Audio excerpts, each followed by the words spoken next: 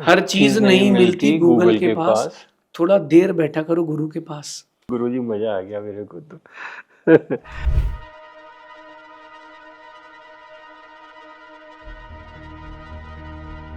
कुछ ऐसा बताएं जिससे मेरा इंटरेस्ट आए कि मुझे इन्हें पढ़ना चाहिए। मैं अगर कुछ सोचता हूँ तो वो ग्रंथ है, आज मैं जो लिखता हूँ वो ग्रंथ है, मैं जो कह देता हूँ वो ग्रंथ है।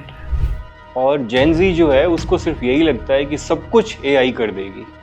जितना एआई बढ़ रहा है, फ्यूचरिस्टिक प्रोग्राम नहीं, रक्षा करना है धर्म की, अगर तो एआई से थोड़ा सा सेफ रखना पड़ेगा। और आज पूरा विश्व युद्ध की कगार पे खड़ा है और थर्ड वर्ल्ड वॉर जैसा ही कुछ माहौल बन रहा है। Well, even as missiles fly on the ground, a parallel war is unfolding in the digital space. धर्म की एक ही परिभाषा है, वो है अहिंसा। जहाँ पे पेशेंस ही नहीं है, टॉलरेंस ही नहीं है, वहाँ हिंसा कैसे आएगी गुरुजी? तो ये सब चीजें मिथ हैं, कहीं ना कहीं धर्म के नाम का चोला है, वो धर्म नहीं। शायद आप ऐसे अकेले व्यक्ति हैं जिन्होंने बोला कि मुझे तुम सवाल बताओगे भी नहीं कि क्या सवाल करने वाले हो। मेरे पास ऐसे 50 लोग हैं जो बोल चुके कि हमने आत्महत्या का प्रोग्राम बनाया था। भगवान ने पूरी सृष्टि रची है, कम से कम इतना तो ध्यान रखते कि नरक नहीं बना। शायद मेरे ख्याल से लगभग 254 किताबें आप लिख चुके। तो क्या धर्म का अर्थ समय के साथ बदल रहा है? तो क्या कर रहे हैं, धर्म अपने हिसाब से करना चाहते हैं। इसको शराब पीना है शराब पिए, मांस खाना है मांस खाए, और वैश्यावृत्ति भी करना तो भी कोई बाधा नहीं करे। जैन धर्म की इम्पोर्टेंस और कितनी बढ़ गई? जैन धर्म एक बात इसी बात को कहता है कि अगर हमारे हिसाब से चलोगे कभी झगड़ा नहीं होगा। भारत आध्यात्मिक देश था, इसीलिए इतनी जल्दी आजाद हो गया और समृद्ध भी है। जितनी भी बातें आप बोल रहे हैं उनका कहीं ना कहीं कोई प्रभाव छूट रहा है। ऐसा कौन सा पार्ट है आपके व्यक्तित्व का जिस पे आपको लग रहा है कि मेरे को अभी और वर्क करना चाहिए? मैं मानता हूँ कि परमात्मा एक नहीं है, परमात्मा अनेक है, और परमात्मा हम हर किसी में है। ऐसा कौन सा प्रश्न है जो लोग आपसे पूछने से डरते हैं?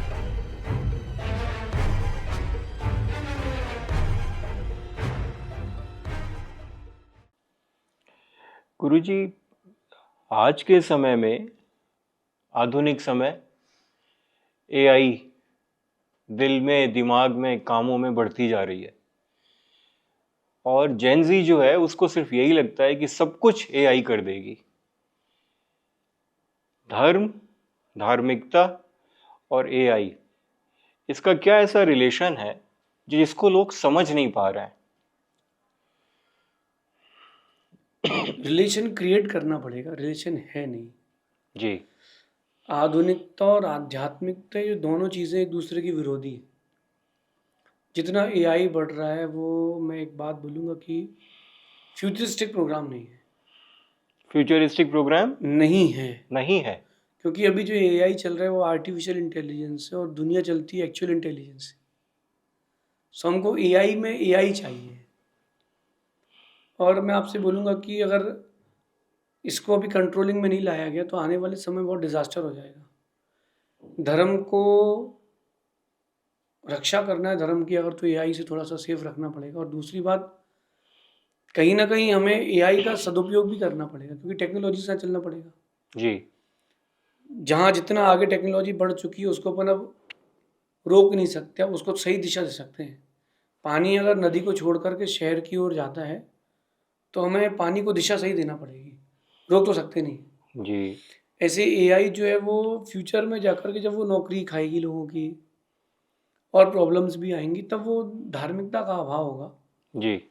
आप थोड़ा पुराने ज़माने में जाएंगे, जब कंप्यूटर नया नया आया था, स्टार्टअप था कंप्यूटर का, तो लोगों ने बोला कंप्यूटर आ गया अब लोगों की नौकरी चली जाएगी। तो ऐसा कुछ हुआ नहीं, नौकरी बढ़ी है।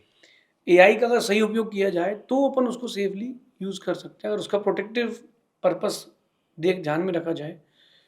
कोई भी चीज़ बनाई जाती है इलेक्ट्रॉनिक गैजेट, तो साथ उसके एक रिमोट आता है। विदाउट रिमोट कोई भी काम करोगे तो नहीं कर सकते। आज अपन बैठे हैं तो कहीं ना कहीं रिमोट कंट्रोल है आपकी हमारे बीच में, तो सब इजी चलता है। धर्म के लिए एआई को मैं मानता हूँ कि अगर अपन साधन बना लेते हैं, साधन धर्म के प्रचार का, तो बहुत कुछ कर सकते हैं। अगर व्यक्ति उसको सही डायरेक्शन दे देता है तो ठीक है, वरना डिजास्टर है, डेंजरस है। आपने सही बोला। आर्टिफिशियल इंटेलिजेंस और एक्चुअल इंटेलिजेंस का जो गैप है, इसके लिए धर्म का तो खैर योगदान है ही, लेकिन जिस तरीके से धर्म और जैन धर्म, इन दो के बीच में क्या कैसे ये एक भी हैं और एक नहीं भी हैं? देखिए ऐसा है कि भारत में छूट है और पहले भी छूट रही, जिसको जो धर्म अपनाना है वो अपना सकता है। जी। किसी को हिंसक धर्म पसंद है, किसी को अहिंसक धर्म पसंद है। कुछ लोग अहिंसक धर्म का चोला पहन के हिंसा कर लेते हैं, कुछ लोग खुलेआम हिंसा कर लेते हैं। इसी टॉपिक पर एक लाइन में बोलता हूँ कि एक व्यक्ति बकरे को काट के खा रहा है और उसको धर्म मान रहा है, एक व्यक्ति बकरे को काट के उसकी बलि चढ़ा रहा है, उसको धर्म मान रहा है। मेरे हिसाब दोनों एक ही, कोई अंतर नहीं है, क्योंकि हिंसा दोनों ही कर रहे हैं। जी। धर्म की बात करें तो धर्म अहिंसा है, धर्म सनातन अहिंसा है, बस एक सनातन ही है। परिभाषा धर्म की बनेगी, धर्म अहिंसा है। क्योंकि अगर आप वही चीज़ एंजॉय लाइफ में एंजॉयमेंट में ले रहे हो और वही चीज़ अगर आप धर्म मानोगे तो कैसे मानेंगे। महाराष्ट्र में मैंने एक जगह देखा और वहाँ पर सिस्टम था कि साल भर जिसको शराब पीना है शराब पिए, मांस खाना है मांस खाए, और वैश्यावृत्ति भी करना तो भी कोई बाधा नहीं करे। साल में एक दिन प्रोग्राम होगा और जो उनका प्रोग्राम होगा उसमें एक निश्चित स्थान रहता है, उसके नीचे से निकल जाओगे सारे पाप माफ है। तो उसको धर्म, क्या हम कैसे धर्म कह सकते हैं इसको? कहीं ना कहीं धर्म के नाम का चोला है, वो धर्म नहीं है। धर्म की एक ही परिभाषा, वो है अहिंसा। इन वन वर्ड, धर्म इज अहिंसा। लेकिन आज की समय में जहाँ पे इंस्टा के समय में जहाँ पे कैंसिल करना, ब्लॉक करना एक क्षण में हो जाता है, मतलब जहाँ पे पेशेंस खत्म हो गई है, अहिंसा कैसे? जहाँ पे पेशेंस ही नहीं है, टॉलरेंस ही नहीं है, वहाँ अहिंसा कैसे आएगी गुरुजी? आएगी, अभ्यास करना पड़ेगा। क्योंकि आप देखो, अगर अपन वास्तु की ओर जाते हैं तो जो किचन होता है किसी के घर का, अभी यहाँ पर भी अपन देखें अगर कहीं किसी के यहाँ भी किचन है, तो जो किचन होता है उसका फर्श जो होता है उसको वाइट रखते हैं। जी। उसका कारण क्या है कि अगर ब्लैक रखेंगे कोई चीज़ गिर गई दिखेगी नहीं, दिखेगी नहीं। चींटी आएगी, वो चींटी पैर के नीचे मरेगी, तो हिंसा पे हिंसा होगी। तो अगर अपन पेशेंस के साथ अगर अहिंसा को देखते हैं तो कोई भी चीज़ व्यक्ति के अंदर बाई बर्थ नहीं होती, उसको लाना पड़ती है। भगवान महावीर स्वामी का भी जन्म हुआ, बौद्ध का भी जन्म हुआ, महावीर राम का भी जन्म हुआ, तो बाई बर्थ ये सब भगवान नहीं थे, जी। भगवान बने हैं। पेशेंस के लिए लाना पड़ेगा। अगर व्यक्ति को पेशेंस नहीं तो काम बनेगा ही नहीं। आज पूरा विश्व युद्ध की कगार पे खड़ा है और थर्ड वर्ल्ड वॉर जैसा ही कुछ माहौल बन रहा है। जी। वही डेट्स सेम टू सेम लगभग चल रही हैं। लेकिन अगर आप एक चीज़ में देखो कि थोड़ा सा पेशेंस रख ले व्यक्ति, मनी को लेकर के, पावर को लेकर के, तो अहिंसा पाल सकता है। पेशेंस नहीं है तो आपको अहिंसा की ओर आना चाहिए, पेशेंस आएगा। पेशेंस है तो आपको अहिंसा की ओर जाना चाहिए, आपका पेशेंस सफल हो जाएगा। ये कैसे समझाएं? ये जब किसी को बोला जाता है, खासकर आजकल जेनजीज को जब ये बोला जाता है तो वो सुन तो लेते हैं, 10 मिनट के लिए उनको सही भी लगता है। उनके दिमाग में ये विचार बार बार कैसे आए? क्योंकि जैन धर्म खासकर अहिंसा को, अहिंसा की वजह से, और जैन धर्म एक दूसरे के पूरक है, उनको ये कैसे समझ में आए? बार बार उनके विचार ये कैसे आए कि नहीं, पेशेंस सबसे इम्पोर्टेंट है? देखो, मैं आपको एक बात बोलता हूँ कि किसी भी व्यक्ति को समझाने के लिए उसके प्रोफेशन या उसके जुनून से आप अहिंसा को जोड़ो, पेशेंस को जोड़ो। किसी भी व्यक्ति को अगर उसका जैसे कोई जेंजी में अगर कोई क्रिकेटर बनना चाहता है, कोई अच्छा एक सीए बनना चाहता है, कोई एक ऑफिसर बनना चाहता है, उसके प्रोफेशन से अगर आप इस बात को जोड़ोगे तो उसके ऊपर लोड नहीं आएगा और वो उस चीज़ को समझ पाएगा। एक अच्छा बिजनेसमैन बनना है तो उसको सुनना सीखना पड़ेगा, पेशेंस रखना पड़ेगा। कस्टमर आएगा और 4 बातें सुना के भी जाएगा। आप किसी के अंडर में काम करो तो 4 बातें वो सुनाएगा भी, टारगेट भी देगा। तो कहीं ना कहीं आपको उसके बिजनेस से, उसकी हॉबी से, उसके फ्यूचरिस्टिक प्रोग्राम से, लक्ष्य से इस अहिंसा को और पेशेंस को रिलेट करना पड़ेगा, तब वो जीवन में उतार पाएगा। एक बच्चा फुटबॉल का अच्छा प्लेयर था, उसकी माँ कहती थी कि बेटा मंदिर जा। वो कहता मंदिर से क्या मिलेगा? वो कहती, उसकी माँ ने कहा कि बेटा मंदिर जाएगा तो तू अच्छे गोल कर पाएगा। तो उसने कहा माँ मैं कर लूँगा क्या? बोले हाँ कर लो। कि छोटा था बच्चा, स्कूल जाने के पहले या फिर उसके मैच के पहले वो मंदिर गया, दर्शन करके आया। उसको थोड़ा सा वर्गणाएँ चेंज हुई, जो उसकी सराउंडिंग्स थी, उसका हो रहा था, वो चेंज हुआ और उसने सबसे ज़्यादा गोल किए। तो उसको इस बात को विश्वास हुआ कि हाँ यार ये सही है। तो धीरे धीरे चेंज आएगा, लेकिन एकदम से चेंज नहीं आएगा। जब गाज गिरेगी तब चेंज आएगा। गाज गिरने से बचने की कोशिश करवानी है गुरुजी। हाँ। एक जेंजीज की हम जब बात कर रहे हैं तो उनको ये बड़ा कन्फ्यूजन होता है कि मेरा अधिकार ही मेरी पहचान है, मतलब मेरे को फ्रीडम मिले वही मेरी आइडेंटिटी है। उनको ये फर्क कैसे समझाया जाए कि फ्रीडम और आइडेंटिटी? देखिए, फ्रीडम की बात तो मैं भी करूंगा कि फ्रीडम तो होना चाहिए बिल्कुल। लेकिन वो उस फ्रीडम में बंदिशें भी होना चाहिए। फ्रीडम है, मैं गुरुजी ने मेरे को तो आशीर्वाद दिया और मैं यहाँ पर अभी बैठ के अपन यहाँ पॉडकास्ट कर रहे हैं, जी फ्रीडम है। जी, तो यहाँ फ्रीडम तो है लेकिन एक बंदिश भी है कि तुम मर्यादा में रहोगे। करेक्ट। तो वो जेनजीत से मेरा ये कहना है कि अगर फ्रीडम में एक मर्यादा की दीवार नहीं होगी तो सब खत्म हो जाएगा। और उसको समझाने के लिए एक बात मैं कहता हूँ, जो व्यवहार एक पति अपनी पत्नी के साथ करता है वो व्यवहार पति अपनी बेटी के साथ नहीं करता, क्योंकि उसकी एक मर्यादा है, दीवार है, ये बीच की दीवार है, दोनों के बीच की दीवार जी है। जी, ऐसे ही फ्रीडम तो होना चाहिए लेकिन वो दीवार के साथ होना चाहिए। आप स्वतंत्र हो, खूब बिजनेस करो, अच्छी जॉब करो, लेकिन उस फ्रीडम में एक बंदिश इस बात की है कि तुम धार्मिकता से बंधे रहो।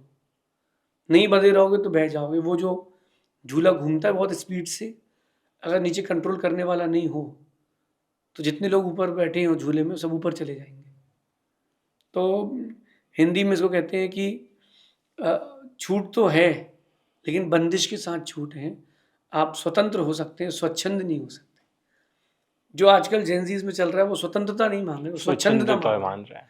अभी लेटेस्ट में दिल्ली में एक बहुत बड़ा हॉस्टल पकड़ा गया। वहाँ दोनों हॉस्टल अलग अलग थे, बॉयज़ हॉस्टल अलग, गर्ल्स हॉस्टल अलग।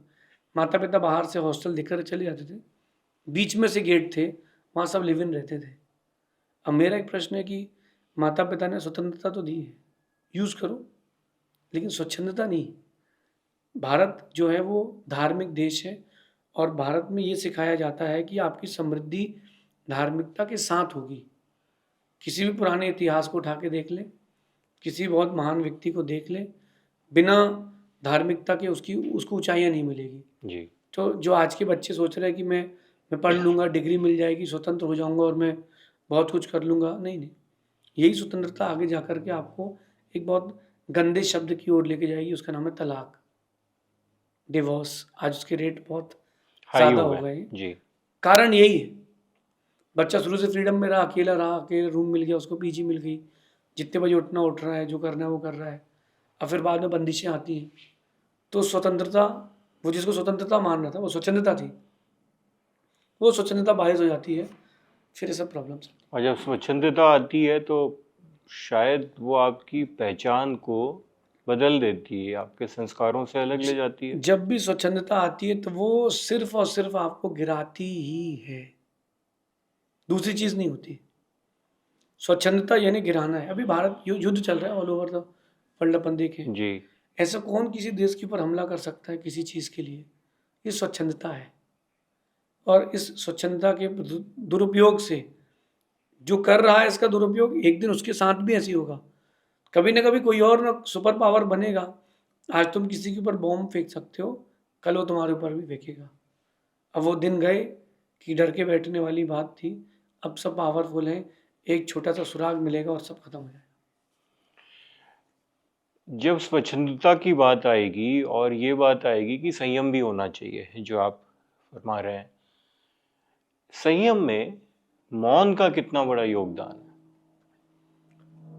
देखिए, मौन का ही नाम संयम है। थोड़ा उसको डीप में देखना। संयम का मतलब होता है खुद को सीमित करना। संयम यानी अपने आप को जितना अपन हो सके अधिक से अधिक सीमित कर सकते हो, खाने में, पीने में, उठने में, बैठ बोलने में, चलने में।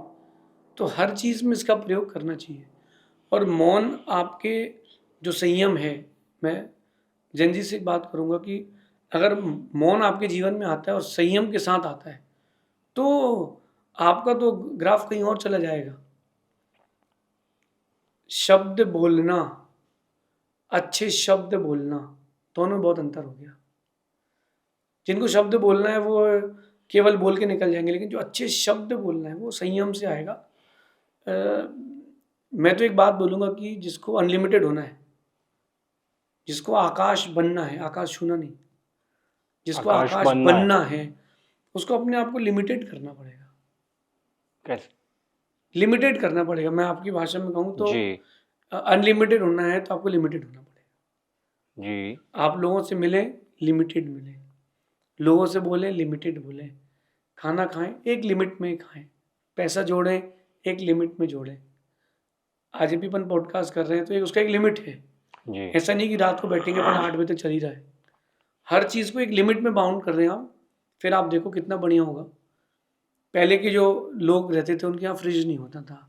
आप थोड़ा अपनी नानी की तरफ जाओ, दादी की तरफ जाओ, जी जी तो उस बिल्कुल। समय घर में कोई फ्रिज नहीं था, लिमिटेड सब्जी आती थी, लिमिटेड दूध आता था, लिमिटेड चीज़ें आती थी, आटा भी लिमिटेड गूंथते थे, कुएं थे, बोरिंग्स नहीं थी इतनी, तो लिमिटेड पानी पानी खींचते थे, तो लिमिटेड थे तो देश का विकास था। अब अनलिमिटेड हो गए सब लोग, हमको बोरिंग चाहिए तो हर दूसरे घर में बोरिंग है, हर घर में 2 बोरिंग है। तो वो जो अनलिमिटेडनेस आ गई है वो आपके लाइफ के लिए प्रॉब्लम ला रही है। इसलिए थोड़ा सा संयम तो बरतना पड़ेगा, पर मौन उसका पहला साधन है। जब संयम बरतेंगे तो शायद थोड़ा आध्यात्मिक भी हो जाएंगे। लेकिन अहंकार एक ऐसा शब्द है या एक ऐसी अपने मन की स्थिति होगी जिसका आध्यात्मिकता से रिलेशन है या किसी व्यक्ति से रिलेशन है। क्यों होता है और क्यों नहीं होना चाहिए ये? क्योंकि अहंकार तो हम सबको ही पता है कि क्या इसमें देखो होता है। आध्यात्मिकता की मैं बात करूं विजय जी, तो आध्यात्मिकता जो है वो बहुत विशाल टॉपिक है। जी और एक सामान्य व्यक्ति भी आध्यात्मिक हो सकता है और एक साधु भी आध्यात्मिक हो सकता है, तो दोनों में अंतर है ना। जी एक ऐसा आध्यात्मिक है कि वो घर पे रह करके घर के लोगों को अपना मान करके शांति का जीवन जी रहा है, वो एक स्मॉल स्केल का आध्यात्मिक। फिर एक व्यक्ति घर पर रह करके घर के लोगों को अपना नहीं मानता, घर पे ही वैरागी है कि कब मैं जंजाल से छूटूं और संन्यास की ओर जाऊं, वो एक अपर लेवल का, उससे अपर लेवल का। फिर आप योगियों की ओर आओ तो ना वो घर पे रहते हैं ना वो घर को अपना मानते हैं। तो ये जो आध्यात्मिकता की परिभाषा है लेवल बाय लेवल चलेगी, कहीं ना कहीं इसको समझना पड़ेगा। जितना आपके अंदर आध्यात्मिकता आएगी उतना अहंकार जाएगा भी, अहंकार रहेगा तो आध्यात्मिकता चली जाएगी। अब एक गिलास में तो गंदा पानी रख लो या साफ पानी रख लो, तो अहंकार जो है वो गंदा पानी है। अपन ने देख लिया कि रावण ने किया, अहंकार सो नामो निशान नहीं है। कोई रावण के आगे जी नहीं लगाता पीछे, ना आगे श्री लगाता है, लेकिन राम के आगे श्री लगा लेते हैं। इतने अपन ने महाभारत का युद्ध देख लिया, कहीं श्रीकंस नहीं लिखा, श्री कृष्ण लिखा है। यस बिल्कुल ठीक तो वो फरमाया। श्री आगे उसी के लग पाएगा जो अहंकार से रहित होगा। अब तुम्हारे पास पहली सी डिग्री अहंकार की है तो श्री की डिग्री नहीं आ पाएगी। तो अहंकार अगर है तो कहीं ना कहीं आपके अंदर आध्यात्मिकता का अभाव है। जो जितना आध्यात्मिक होगा वो उतना पोलाइट भी होगा, इंटरनली भी एक्सटर्नली भी। तो वो जो अहंकार अंदर अंदर चलता है वो भी नहीं होना चाहिए, जो किसी को दिख ही नहीं रहा लेकिन है, बहुत माइन्यूट सा है। जैसे कहते हैं कि एप्पल के बीजों में जहर होता है, जी लेकिन वो इतने सारे बीज इकट्ठे करने के बाद कुछ एक मिलीग्राम समथिंग इकट्ठा होगा, तो वो है तो लेकिन उसके अंदर ना, अगर उतना सा भी अहंकार है तो आपकी आध्यात्मिकता बाधित होगी। राम बहुत आध्यात्मिक पुरुष थे और धीरे धीरे उन्होंने अपनी आध्यात्मिकता को वृद्धिगत किया, इसीलिए वो सामान्य आध्यात्मिकता से वो पारलौकिक आध्यात्मिकता की ओर भी गए। जब आध्यात्मिकता की बात करेंगे तो फिर सो आप जो भी आप फरमा रहे हैं उसमें यह है कि आपको अपने आप को और मैच्योर करना है। लेकिन इन सारी चीज़ों में भावनात्मक मैच्योरिटी या उसकी कमी का कितना बड़ा रोल होता होगा? देखिए भावनात्मक मैच्योरिटी तो परिस्थिति से आएगी। सिचुएशंस आपको वो भावनात्मकता ला सकती। सिचुएशंस, एक लड़की, उसकी शादी हुई लेकिन अभी वो माँ नहीं बनी है। जी एक लड़की की शादी हुई है, जी जी वो अभी माँ नहीं बनी। जी एक लड़की की शादी हुई है, वो माँ नहीं बन सकती। हम्म, एक लड़की की शादी हुई है, वो माँ बन गई है। तीन सिचुएशन है। तो एक तो माँ नहीं बन सकती, उसके अंदर की भावनाएं बहुत अलग रहेंगी, ममत्व नहीं आएगा। एक माँ बन नहीं पाई है, बनना चाहती है, बन नहीं पा रही है, उसके अंदर कसमकस है, छटपटाहट है, दूसरे को बच्चे को देख के लगता है कि मुझे कब होगा, तो उसकी भावना है, जो माँ बन चुकी उसकी भावना है। एक कथा आती है शनि चरित्र में कि एक आदमी की 2 पत्नियां थी, सेठ की। 22 लाख वो सेठ किसी कारण से खत्म हो गया, और नगर में सबको पता था कि सेठ का एक बेटा है, और वो ये नहीं पता था कि दोनों में से किसका है। अब दोनों रानियां कहती हैं कि मेरा बेटा है। राजा ने भी बहुत ट्राई किया, श्रेणिक ने उसको समझ में नहीं आया, तो क्या करें। एट द एंड ये डिसाइड किया गया कि अभय कुमार श्रेणिक के पुत्र थे, वो डिसाइड करेंगे कि किसका पुत्र है। तो अभय कुमार ने 2-3 बार 4 बार अलग अलग कंडीशंस लाके पूछा, उन्होंने कोई उत्तर नहीं दिया। तो एट द एंड उसने कहा कि भाई ठीक है, आधा इसको दे दो और आधा इसको दे दो। आप मान ही नहीं रहे हो तो क्या करेंगे, बच्चे के 2 टुकड़े करेंगे, एक टुकड़ा इसको देंगे, एक टुकड़ा उसको देंगे। 2 में से कहती है कि हाँ कर दो। बच्चे के टुकड़े करेंगे, बच्चे के टुकड़े करेंगे, भाई बांटना तो पड़ेगा, परिवार गया है, 2 हिस्से होंगे, दुकान के व्यापार के, तो बच्चे के भी होंगे। तो उसने कहा कि बच्चे के 2 टुकड़े कर दो, एक इसको दे दो, एक इसको दे दो। तो उसमें से एक कहती है कि नहीं नहीं, मेरा नहीं, इसका है। वही भावना, वही भावना थी। वो माँ ने बोला कि ये मेरा है, जिंदा रहेगा कम से कम देख तो लूंगी। ये चीज है, भावनाएं जो होती है वो सिचुएशन से व्यक्ति के अंदर आती है। जब कोई माँ बनता है तो कोई ऐसी एक्स्ट्रा दवाई नहीं खाती वो लड़की की, वो अपने बच्चे को फीडिंग करा पाए, ब्रेस्ट फीडिंग, वो उसकी भावनाओं से दूध आता है। तो कहीं ना कहीं वो भावनाओं में परिवर्तन आया। गाय के अंदर भावनाओं में परिवर्तन आता है तो वो दूध देती है। तो सिचुएशंस जो होती हैं वो भावनात्मकता ला सकती हैं, और वो सिचुएशंस चाहे तो क्रिएट करें और चाहे तो सिचुएशंस को फेस करें। जब तक सिचुएशंस नहीं आ रही हैं तब तक उन सिचुएशंस को क्रिएट करें। लोग मुझसे पूछते हैं कि आप एकदम से तुरंत आंसर कैसे दे लेते हैं। ये अपना पॉडकास्ट चालू हो रहा है, क्वेश्चंस कोई डिसाइडेड बिल्कुल, ये तो आपको पता भी नहीं है, आप नहीं बोला था मुझे बताना भी मत। हाँ, तो मैं आपसे क्या बोल रहा हूँ कि जब अपन ये चीज़ देखी है तो मेरे पास कहाँ से आई, मैंने इस चीज़ को अपनी लाइफ में उतारा है, सिचुएशंस लाई हैं। खाली बैठा हूँ तो मैं सिचुएशंस लाता हूँ कि अगर ये क्वेश्चन मेरे सामने आएगा तो मैं उसको क्या आंसर दूंगा। कोई किसी से क्वेश्चंस कर रहा है, किसी की लाइफ में कोई चीज़ चल रही है, अगर उसकी जगह मैं होता तो मैं उस सिचुएशंस को कैसे हैंडल करता। मैं अपने माइंड को कमांड देता हूँ। तो बार बार कमांड देने से हमारे दिमाग का एक हिस्सा उस ओर जाता है कि कोई भी क्वेरीज आएगी फ्रैक्शन ऑफ सेकेंड्स में इसका आंसर देना है। तो हमने अपने माइंड को एक्चुअल इंटेलिजेंस की ओर डाइवर्ट कर लिया। एक्चुअली ये बहुत मतलब मैं कई बार ऐसे लोगों के साथ बात कर चुका हूँ, और शायद आप ऐसे अकेले व्यक्ति हैं जिन्होंने बोला कि मुझे तुम सवाल बताओगे भी नहीं कि क्या सवाल करने वाले हो, किस लाइन पे सवाल करोगे, बिल्कुल नहीं बताओगे। वो बता देंगे तो फिर मजा ही खत्म हो जाएगा ना। फिर तो वो एक डिक्टेटर के इंटरव्यू जैसा हो जाएगा। नहीं, आपके साथ इंटरव्यू नहीं, आपके साथ संवाद हो रहा है। जितनी भी बातें आप बोल रहे हैं उनका कहीं ना कहीं कोई प्रभाव छूट रहा है। अभी भी आप जो बोल रहे हैं, जब लोग देखेंगे, आप मेरे से भी बोल रहे हैं, जब मैं आपसे पहले मिला तब से लेके अंदर कहीं ना कहीं मेरे अंदर, मेरे व्यक्तित्व में कोई प्रभाव आ रहा है।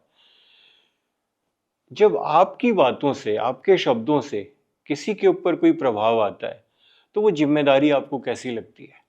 क्योंकि एक बहुत बड़ी जिम्मेदारी हो जाती है कि मेरे शब्द प्रभाव दे रहे हैं। मुझे इस चीज़ की खुशी भी और इस चीज़ का डर भी है। खुशी इसलिए है कि लोगों के जीवन में परिवर्तन आ रहा है। मुझसे हर दिन कोई ना कोई अपनी बात बताता है कि लाइफ में बहुत बड़ा चेंज आया। मेरे पास ऐसे 50 लोग हैं जो बोल चुके कि हमने आत्महत्या का प्रोग्राम बनाया था लेकिन आपको सुन करके कैंसिल कर दी। बड़ी खुशी होती है, लेकिन डर इस बात का भी है कि मैं आगे इतने लोगों को टाइम दे नहीं पाऊंगा। तो वो सब आएंगे तो कोई निराश होके नहीं जाए। मेरा ये सोचना रहता है कि कोई मेरे पास आया तो वो खाली हाथ नहीं जाए। मैं शब्दों की दवा देता हूँ, और जो एक बार मेरे शब्दों की दवा ले लेता है उसको कभी दोबारा रोग नहीं होता है। तो मैं सोचता हूँ कि भाई अच्छे से शब्द दे दो इनको ताकि उनका काम अच्छा है। लेकिन खुशी तो होती है। कई बार स्टार्टिंग में जब लोग मुझसे बोलते थे जी, थोड़ा सा ईगो भी आता था। यार देखो यार, अपन तो अब सेलिब्रिटी से होते जा रहे हैं। फिर मैं अपने आप को, जब मैं सामायिक करता था, मेडिटेशन करता था, तब समझाता था कि ये लाइफ का एक वो पार्ट है जिसकी ओर जाना नहीं है, अपन इसके लिए आए नहीं है। एक किसान गेहूँ बोता है सिर्फ गेहूँ के दाने के लिए, भूसा फ्री में मिलता है। वो जो बीच का भूसा रहता है, ये सब भूसा है, इस पर नहीं उलझना। हमें तो जो हमारा लक्ष्य है समाधि का, उसको रखना है। तो बहुत सारी लहरें आती हैं, लहरों को कंट्रोल करना पड़ता है, और उन्हीं की कंट्रोलिंग का नाम साधुता और साधना है। अगर वो लहरें बाहर निकल आएंगी तो सुनामी हो जाएगी, और ये अगर ईगो और वही मान कसाई आ गई, सेल्फ कंट्रोल नहीं कर पाए, तो सुनामी हमारे लाइफ में ऐसी आएगी कि साधना का पुल टूट जाएगा। बहुत आप जो बोल रहे हैं बहुत ऑनेस्टली बोल रहे हैं। इसलिए मैं ये पूछना चाहता हूँ कि जब आपने ये जीवन लिया, ये एक नया अलग ही जीवन है, इस यात्रा में ऐसे आपने भी बोला कि ऐसे कई मौके शुरू में आए जब खुद को लगा कि यार अब तो हम ही हो गए हैं, है ना? आपने अपने आप को उस रास्ते पे नहीं जाने दिया, आगे भी नहीं। ऐसा कौन सा पार्ट है आपके व्यक्तित्व का जिस पे आपको लग रहा है कि मेरे को अभी और वर्क करना चाहिए? ये सवाल मैं इसलिए कर रहा हूँ गुरुजी क्योंकि बहुत इंपॉर्टेंट है। जहाँ अहंकार बड़ा होने की बात आती है ना, तो अगर आप देखो, अगर आप मेरे से मीट करते हो या फिर और भी कोई मुझसे मीट करेगा, तो वो मुझे हर चीज़ में 100% दे देगा, वो श्रद्धा का विषय है। लेकिन मैं भी इंटरनली खुद को देखूंगा तो मैं केवल 25 नंबर देता हूँ आज भी। 100 में 25? हाँ, मैं अभी हर चीज़ में अपने आप को टटोलता हूँ। जैसे मैं कभी लेटर्स लिखता हूँ तो मेरे जो जा बनाते हैं, हिंदी का जा, वो मेरा उतना सुंदर नहीं आता। तो धा बनाते हैं धनुष का, तो मेरा भी उतना सुंदर नहीं आता। हा बनाते हैं, उतना सुंदर नहीं आता। ये बहुत छोटी सी बात है, तो मैं उस पर ध्यान रखता हूँ। जब भी लिखता हूँ गलत लिखता हूँ, लेकिन बोलते गलत लिख दिया तूने यार, क्योंकि वो हैबिट में है। तो ऐसा मैं अपने आप को हर 6 महीने में एनालिसिस करता हूँ कि यार ये तुम्हारे अंदर कमी है। तो मैं साधना तो कर रहा हूँ, लेकिन साधु के 2 योग चलते हैं। एक तप योग होता है, ज्ञान योग होता है। तप योग, ज्ञान योग। तप योग मतलब ये होता है कि वो घोर तपस्या में लीन है, उसकी जितनी तपस्या को कोई छू नहीं पाएगा, इतनी तपस्या कर रहा है। एक ज्ञान योग ये है कि वो ज्ञान की होली खेल रहा है, निरंतर ज्ञान में लगा हुआ है, ग्रंथों के लिखने में, पढ़ने में, सुनने में, समझने में।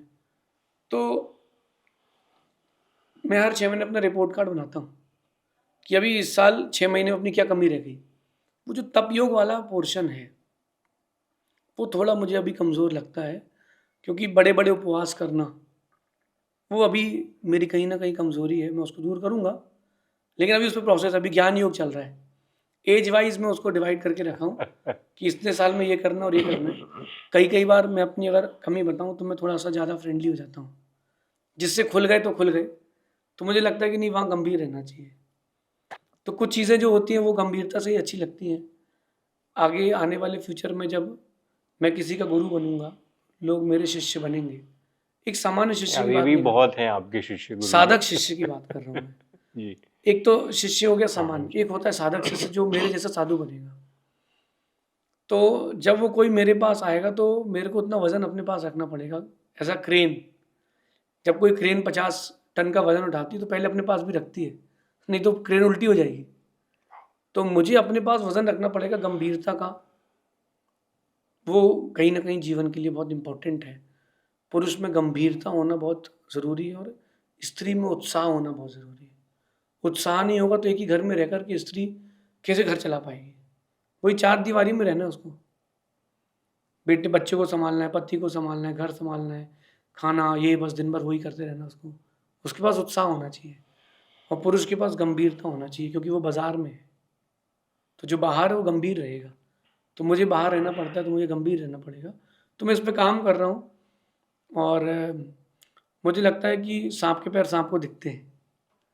तो मैं अपनी कमियों पे काम भी कर रहा हूँ। जिन बातों पर लोग पहले हंसते थे, उन्हीं बातों पर लोग आज खुश होते हैं। तो मैं काम तो कर रहा हूँ। लेकिन गुरुजी आप देखिए कितनी इंटरेस्टिंग बात है, आप सांसारिक चीज़ों से दूर हैं, आप अपना रिपोर्ट कार्ड पे काम करते हैं, आप खुद को आईना दिखाते हैं, आईना नहीं देखते हैं, खुद को मन का आईना दिखाते हैं। रिपोर्ट कार्ड मतलब डैशबोर्ड्स, हर 6 महीने में खुद को रिव्यू करना, ये सारी चीज़ें वो हैं जो बिजनेस हो, देश हो, व्यक्ति हो, सब जगह यूज़ हो रही है। एआई हो या नहीं हो या एक्सेल हो, सब जगह यूज़ हो रही है।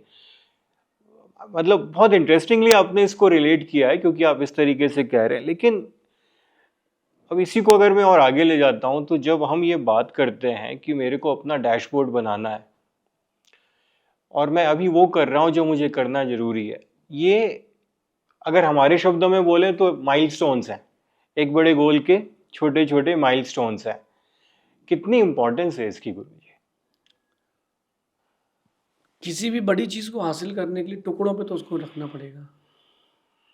और अगर आप अपने आप को समझते हो और समझाते हो तो माइलस्टोन आपके लिए कुछ भी नहीं है, वो सब बहुत इजी है, डायरेक्ट लक्ष्य में लेगा। ऐसे भी ट्रेन है जो 600 किलोमीटर 700 किलोमीटर स्पीड से भी चल रही हैं।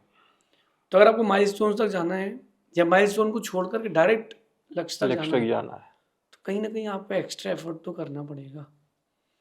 और मेरे हिसाब से खुद को समझाना और समझना ये बहुत बड़ा एक कारण है आगे बढ़ने का। मैंने कल परसों एक बात कही थी कि अभी के आज के ज़माने में लोगों को कमेंट्स करने की आदत है। खड़े होकर के पान के ठेले पर इंडिया टीम के लिए, देखो इंडिया जीत गई है ना जी, और एक तरफा जीत गई तो भी समस्या, बोले एक तरफा जीत गई मज़ा ही नहीं आया। और मरते मरते जीतती तो बोले कैसी टीम है, मरते मरते जीत रही है, ये स्टेडियम ही ऐसा मनहूस है, दुनिया भर की बातें करें। लेकिन मैं कहता हूँ कि लोगों को कमेंट करने की अपेक्षा अपने को ही कमेंट करना चालू करना चाहिए खुद को।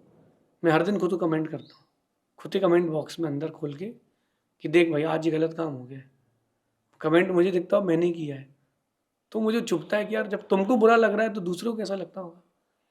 तो मैं आज जो अपने जेनजीज हैं जो फ्रीडम चाहते हैं, जो चाहते हैं कि हम एआई में ही सब कुछ जी लें, या वो चाहते हैं कि हम जो कर रहे हैं वो सब सही है, मैं कहता हूँ एक बार खुद को कमेंट करो कि तुम अपने आप को किस फेस में देख रहे हो, तुम किसी के साथ लॉयल हो कि नहीं हो। कमेंट करो खुद को कि तुम्हारे अंदर लॉयल्टी कितनी है, रॉयल्टी कितनी है। तो ये जो कमेंट सेक्शन है आपके बॉक्स का, आप भी कमेंट करने वाले हो और आप भी देखने वाले हो, हर दिन उस कमेंट की कमी को दूर करो।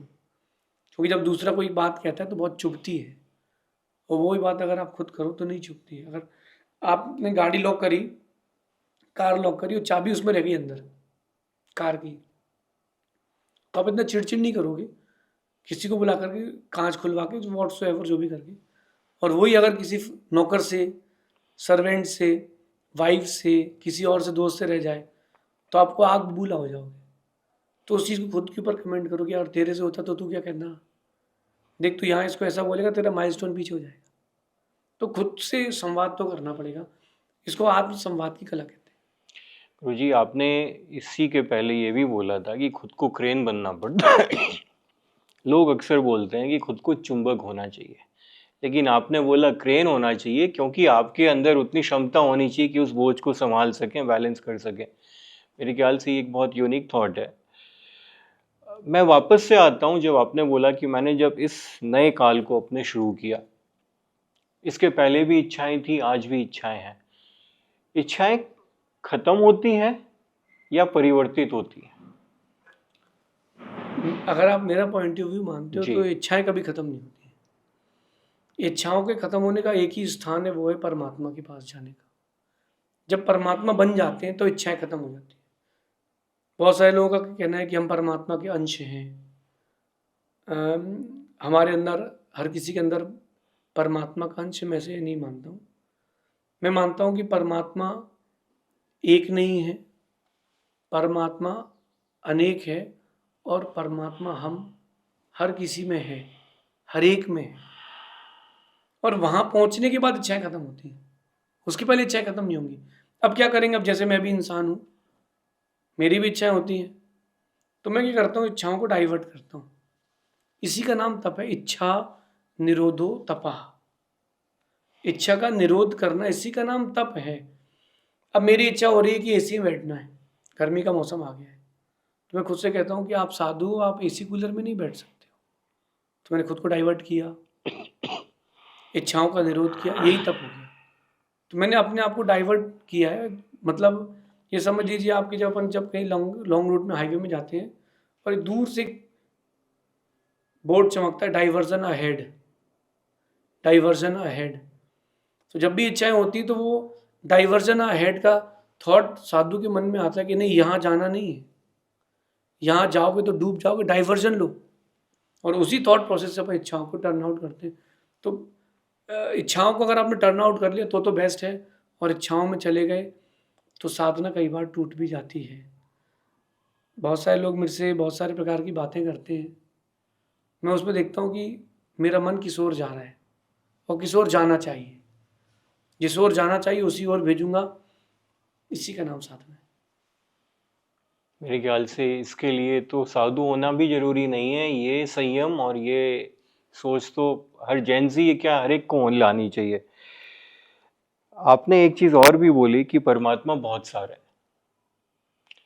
इसका मतलब इसका किसी धर्म से कोई लिंक नहीं है, कोई योग नहीं है। भगवान बनने की जो प्रोसेस है वो हमारे अंदर की है।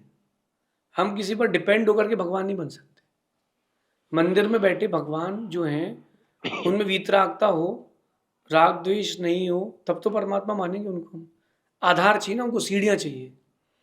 अपन इस फ्लोर में, इससे ऊपर फ्लोर में जाने के लिए हमें सीढ़ियाँ चाहिए। सीढ़ियों के लिए सीढ़ियाँ मजबूत होना चाहिए। सीढ़ियाँ कमज़ोर तो अपन और नीचे चले जाएंगे। तो सीढ़ियाँ मजबूत होना चाहिए। तो भगवान बनने की प्रोसेस में जिनके प्रति श्रद्धा है वो मजबूत होना चाहिए। उनके पास वो गुण होना चाहिए जो भगवान बना दे। तो जो भगवान बना दे उसके पास जाएंगे हम भी। तो भगवान बनने की प्रोसेस जो है वो बहुत इजी है, बट आपको सीढ़ी सही मिलना चाहिए। और अगर मजबूत सीढ़ी मिलती है तो आप बहुत जल्दी भगवान बन सकते हो। भगवान एक नहीं है, भगवान अपन हर एक में है। आप भी भगवान बन सकते हो, मैं भी भगवान बन सकता हूँ, हर इंसान भगवान बन सकता है। बस उसको सीढ़ी मजबूत चाहिए। वो सीढ़ी कुछ भी कोई भी हो सकता है या हो सकती है। नहीं, सीढ़ी जो होगी वो कोई भी नहीं हो सकता। हाँ ये जी, यही बहुत सीढ़ी जरूरी जो है, होगी वो बहुत मजबूत होना सबसे चाहिए। जरूरी है। हाँ, हर सीढ़ी को हम सीढ़ी नहीं कह सकते ना। सीढ़ी यानी श्रद्धा का जी स्थान वही बनेगा जिसमें वीतरागता हो, जिसको कोई राग द्वेष नहीं, जो श्राप नहीं देता हो, वरदान भी नहीं देता हो। जिसके पास जो होता है वो वही देता है ना। अगर मैं बोलूँ कि भगवान ने हमारे को वरदान दिया है तो फिर किसी को श्राप भी दिया होगा, फिर भगवान कैसे? एक ने मुझसे कहा कि पूरी सृष्टि भगवान ने रची है। तो मैंने कहा यार, जब भगवान ने पूरी सृष्टि रची है, कम से कम इतना तो ध्यान रखते कि नरक नहीं बनाते। ये मुर्गियों को नहीं बनाते, बेचारी कटती नहीं। शराब नहीं बनाते, लोग पीते नहीं। जी तो भगवान ने अगर बनाया होता तो अच्छे से बनाते ना। आप घर का इंटीरियर करते हो तो कहीं भी एक जगह ऐसे ही रखते हो कि जहाँ पैर में कांटा चुभे। तो भगवान की सृष्टि बनाएगा तो अच्छी बनाएगा ना। और भगवान अगर सृष्टि बनाएंगे तो कहाँ खड़े होकर बनाएंगे, वो भी तो होना चाहिए। तो ये सब चीज़ें मिथ हैं। मेरा मानना है कि जो सीढ़ी है वो वीतरागता की होना चाहिए। मैं जैन मुनि हूँ इसलिए नहीं कह रहा हूँ, लेकिन मैं कसौटी पर एक जैन चीज़ को एक बात कर रहा हूँ, कसौटी पर घिस के देखो कि जो परमात्मा होता है उसका कुछ एक्स्ट्रा होना चाहिए। आप मेरे पास आए हो एक भक्त बन के, शिष्य बन के, तो आपको मेरे पास कुछ मिलना चाहिए। आप दिन में 10 बार पानी पीते हो, मैं भी 10 बार पीऊँ, तो फिर अंतर क्या हुआ? आप गाड़ी में घूमते हो, हम भी गाड़ी में घूमे, तो अंतर क्या हुआ? अगर मेरी बात कोई बुरा नहीं माने तो मैं एक बहुत अच्छी बात कहता हूँ कि जो जी बड़े बड़े कथावाचक या संत कहने वाले खुद को लोग, एक बार ज़रूर खुद को देखें कि जो महंगी महंगी गाड़ियों में घूम रहे हैं। मेरी बातों को कोई बुरा नहीं माने, लेकिन दिल की अपना विचार है ना, दिल का दर्द है मेरे कि अगर आप बड़ी बड़ी गाड़ियों में घूम रहे हो, नाम नहीं लेता हूँ किसी कंपनी का, लेकिन 2-2, 3-3 करोड़ की जो कारें हैं, जब वो बनती हैं तो 5-7 भैंसों को या गायों को मार कर के वो गाड़ी बनती है, क्योंकि उनके जो अंदर जो सीट में लेदर लगता है वो वैसे ही लगता है, प्योर चाहिए उनको। तो अपन मंच पर बैठकर बोलते हैं कि गौ की रक्षा करो, और वहाँ उन लग्जीरियस गाड़ियों में बैठ रहे हैं जिसमें लेदर लगा हुआ है। तो मुझे नहीं लगता कि ये लोग धर्मात्मा हैं। कहीं कहीं ना कहीं इस बारे में विचार करना चाहिए। परमात्मा का नाम ले लेने से कोई परमात्मा नहीं बनेगा। परमात्मा को जो पसंद है चीज़ें, उस पर भी और भी तो आना पड़ेगा ना। ऐसा जैन धर्म, जब हम ये बात करते हैं तो मेरे ख्याल से जैन धर्म बहुत, मैं तो बहुत थोड़ा समझता हूँ कि एक ऐसा धर्म है शायद जहाँ पे अहिंसा, जहाँ पे इस तरह का कोई भी एक्ट जिससे किसी को तकलीफ होती हो से दूर रहा जाता है। आज के परिप्रेक्ष्य में, इन्हीं सारी चीज़ों के परिप्रेक्ष्य में जैन धर्म की इम्पोर्टेंस और कितनी बढ़ गई है। अभी कोरोना आया था कुछ दिन पहले, जी या लाया गया था कुछ दिन पहले, तो उस समय उसमें लोगों को समझ में आ गया कि भाई आप जितने वेजिटेरियन रहोगे उतना अच्छा है। एक छोटी सी बात लोगों के सामने आई थी, जैन धर्म का एक सिद्धांत है, जियो और जीने दो। जी। अगर इसको कोई अपना ले तो फिर कोई झगड़ा ही नहीं है। ईरान में जिए, अमेरिका में जिए, कोई झगड़ा ही नहीं है। तुम्हारे पास जो रिसोर्सेज तुम उसमें जियो, हमारे पास जो रिसोर्सेज हम उसमें जी रहे हैं। मेरी इच्छाएं तो कभी खत्म नहीं होंगी। कई बार ये होता है कि अपनी गलतियों को ढांकने के लिए दूसरों की गलती उजागर की जाती है, तो चल रहा है अभी। कहीं ना कहीं अपनी इच्छाओं को तो दबाना पड़ेगा। और ये जो फेज चल रहा है, जैन धर्म इसी बात को कहता है कि अगर हमारे हिसाब से चलोगे कभी झगड़ा नहीं होगा। भारत में सबसे पहले तीर्थंकर हुए ऋषभदेव जी, जिन्होंने अयोध्या में अवतार लिया।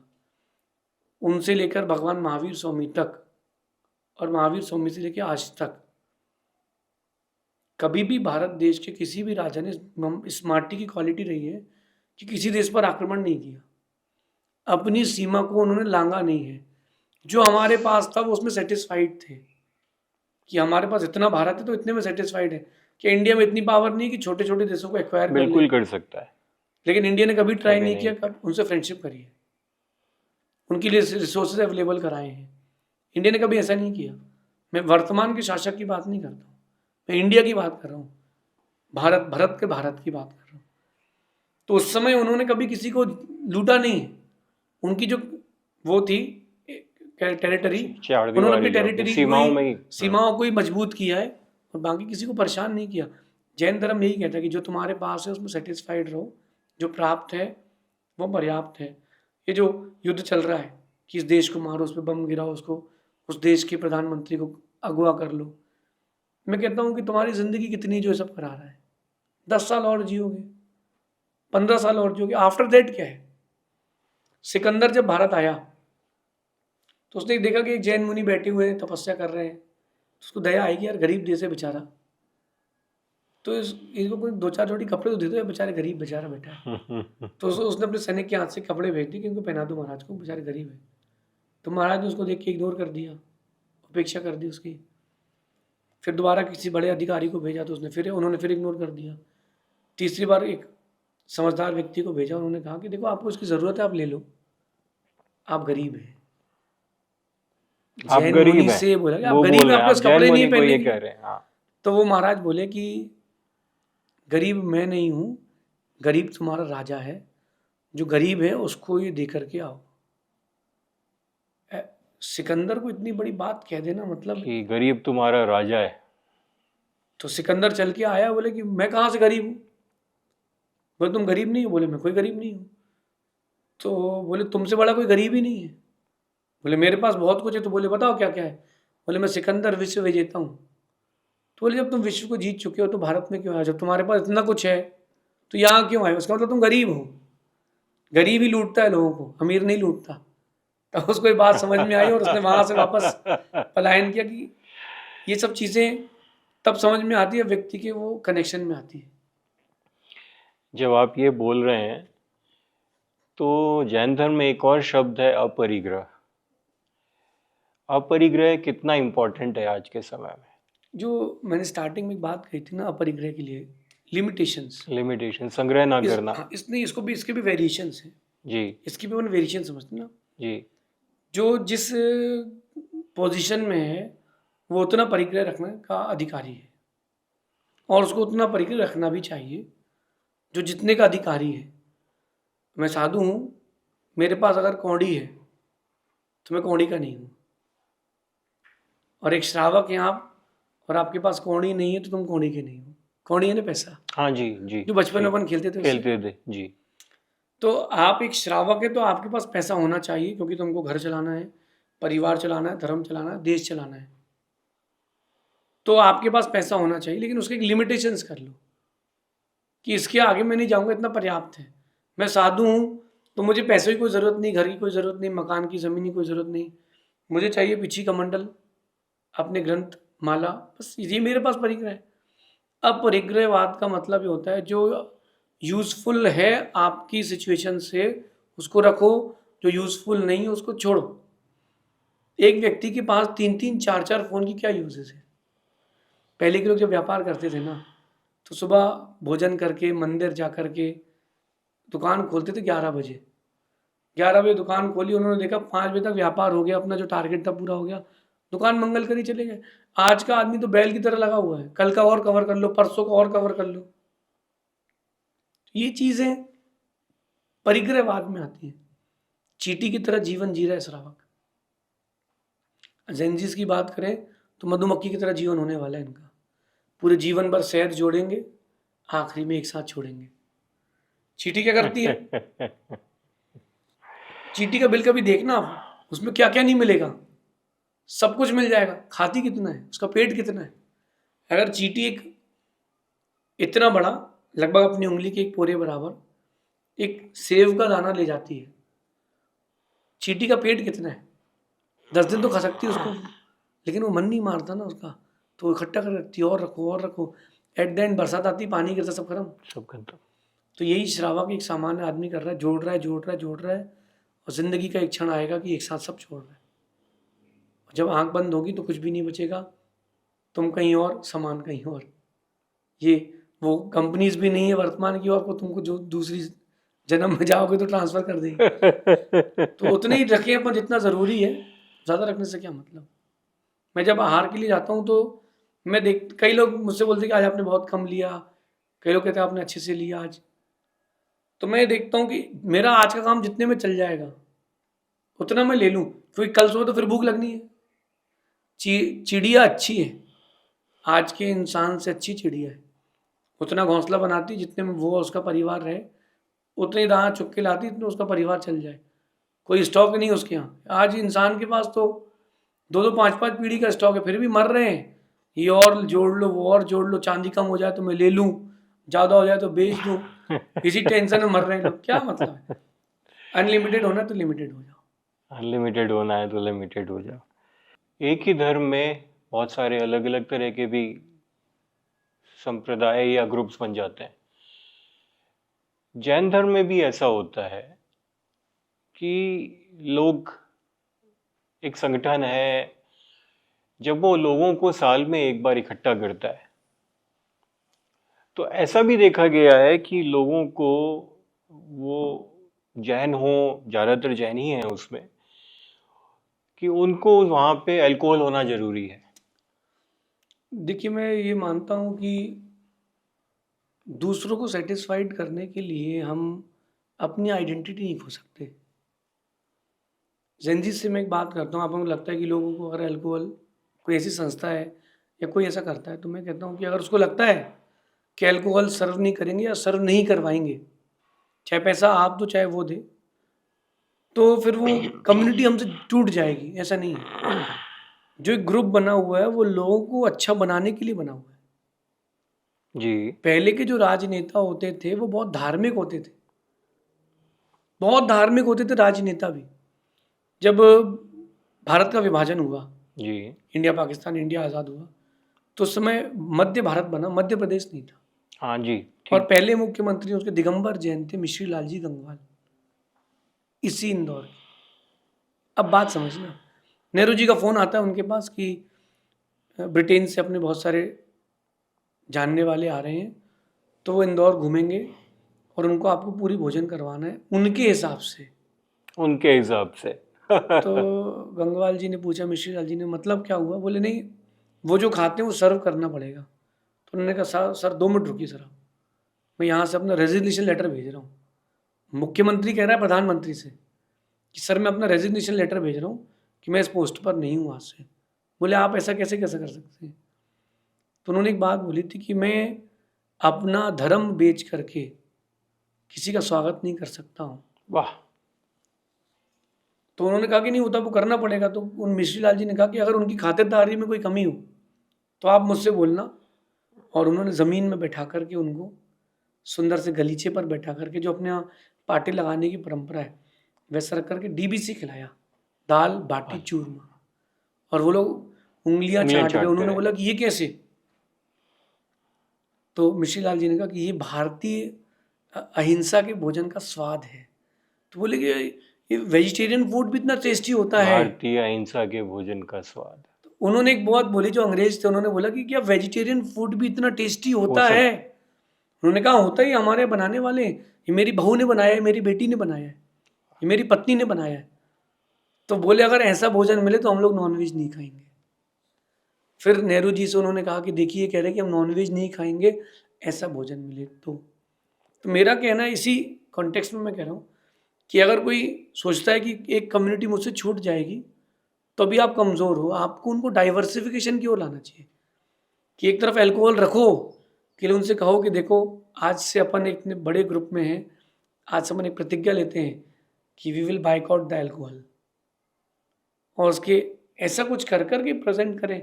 और आप उनको सर्व ही कर रहे हो या करवा रहे हो तो इसका मतलब ये होगा कि जब वो जो संस्था बनी हो जस्ट दिखावे के लिए है, इंजॉय करने के लिए, दूसरों की आंखों में धूल झोंकने के लिए है।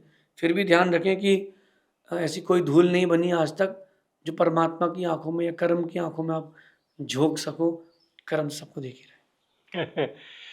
शायद दौड़ है, जब इस दौड़ में ही रहना है तो क्या ऐसा नहीं लगता आपको कि आध्यात्मिकता बहुत सारे लोगों के लिए फैशन बनता जा रहा है, दिखावा होता जा रहा है?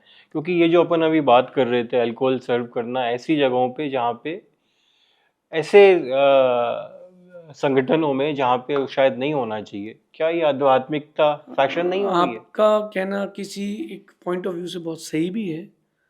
आध्यात्मिकता का दिखावा भी बहुत तेज चल रहा है। लोग ऐसा समझ लीजिए कि शेर की खाल पहनी है बकरी को शेर की खाल पहना देंगे तो वो शेर नहीं हो जाएगी। आध्यात्मिकता का चोला पहन लेने से कोई आध्यात्मिकता की ओर नहीं जाएगा। एक व्यक्ति ने मुझसे पूछा कि आप कपड़े उतार के साधु, एक कपड़े के साथ साधु हैं, तो अंतर क्या है? मैंने ये पूछा कि सेल्फ कंट्रोल क्या है? अगर आप कोई नशा कर लेते हो और आपके पास सेल्फ कंट्रोल उससे हो रहा है तो आप नशे करने वाले हो। बल्कि आपसे अच्छा तो वो है जो घर पे बैठ के नशा कर रहा है, कम से कम बोल तो रहा है कि मैं साधु नहीं हूँ। तुम साधु बन करके चिलम लो, गांजा पियो, तो फिर वो किस बात की साधु है? ये आध्यात्मिकता का चोला है, दिखावा है, कुछ भी नहीं।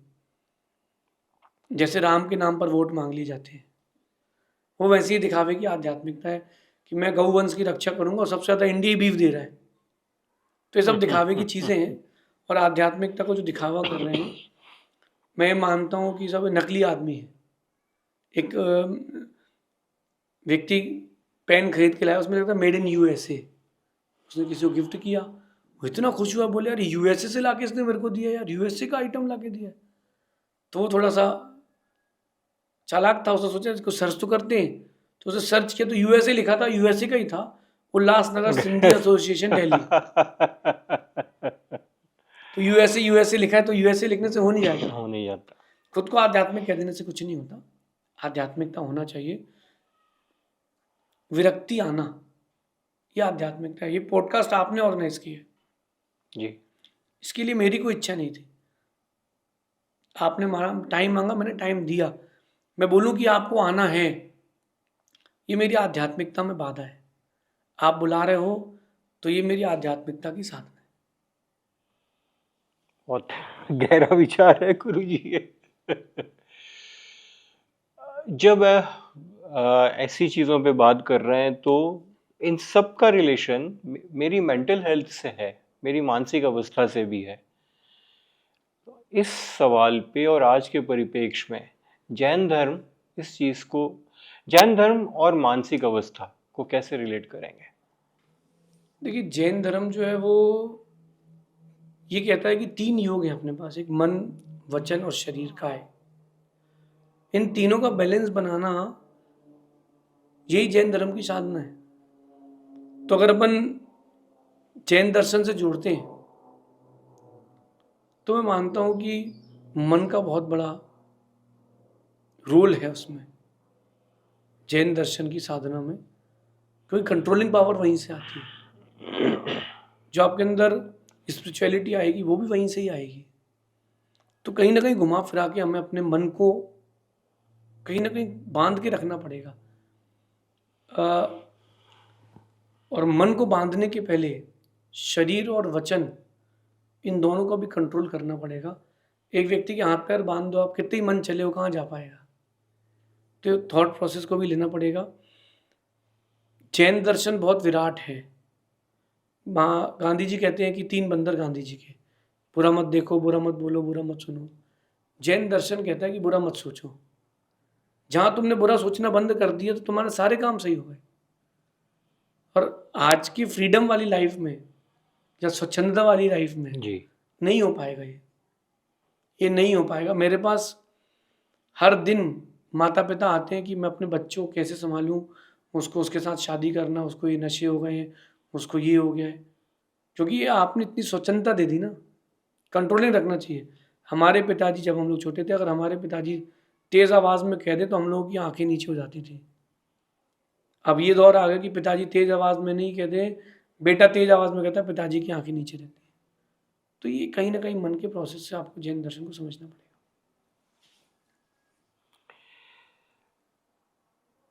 आपको ऐसा लगता है कि आपने अभी बोला कि हम लोगों के बचपन में जब माता पिता कुछ बोलते थे तो बहुत ध्यान रखते थे हम उस बात का, तो क्या धर्म का अर्थ समय के साथ बदल रहा है? धर्म का अर्थ नहीं बदल रहा, लोगों की धर्म के प्रति जो अपेक्षाएं है वो बदल रही है। लोग क्या कर रहे हैं, धर्म अपने हिसाब से करना चाहते हैं। ठंडी का मौसम आएगा तो मंदिर थोड़ा लेट चले जाएंगे, गर्मी का मौसम आएगा थोड़ा जल्दी चले जाएंगे, सीजन रहेगा तो अपन दुकान जल्दी खोल लेंगे, मंदिर शाम को कर लेंगे। तो लोगों ने धर्म को अपने हिसाब से ढालना चालू कर दिए, इसलिए वो सुखी नहीं है। मैं कहता हूँ कि दिन का आधा घंटा आप मेरे हिसाब से जियो, 23.5 घंटे तुम्हारे हिसाब से लेंगे। लेकिन आप सोचो कि एक दिन में हो जाए तो नहीं हो पाएगा। अगर जेनजीज की बात करें जी उसको अपना टारगेट चाहिए, उसको अचीव करना है कि मुझे जॉब करना है, मुझे बिजनेस करना है, मुझे ये पैसा कमाना है, नाम कमाना है, शोहरत कमाना है, होगा, सब मिलेगा, कोई बड़ी बात नहीं। लेकिन आपको दिन का आधा घंटे मेरे हिसाब से जीना पड़ेगा, और वो सिर्फ प्योर स्पिरिचुअलिटी और धार्मिकता में रहेगा।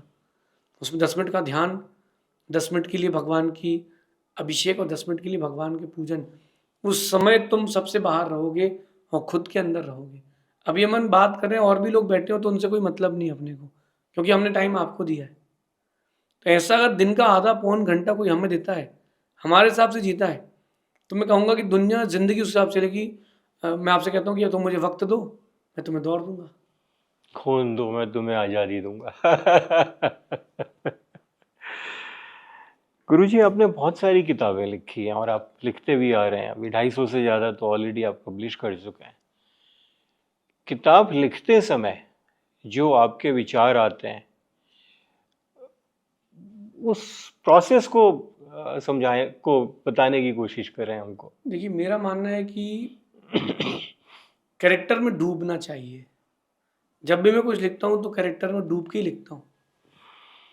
अभी मैंने लेटेस्ट में अभी विधान लिखा है, मैंने सोचा कुछ नया करते हैं, तो मैंने विधान लिखा, भगवान की भक्ति करी, यंत्रों की संरचना करी, जिन यंत्रों को पास में रखने से भी काम बन जाए, तो मैंने उनकी संरचना भी करी। और फिर मैंने उस समय ये सोचा कि कुछ नया करते हैं।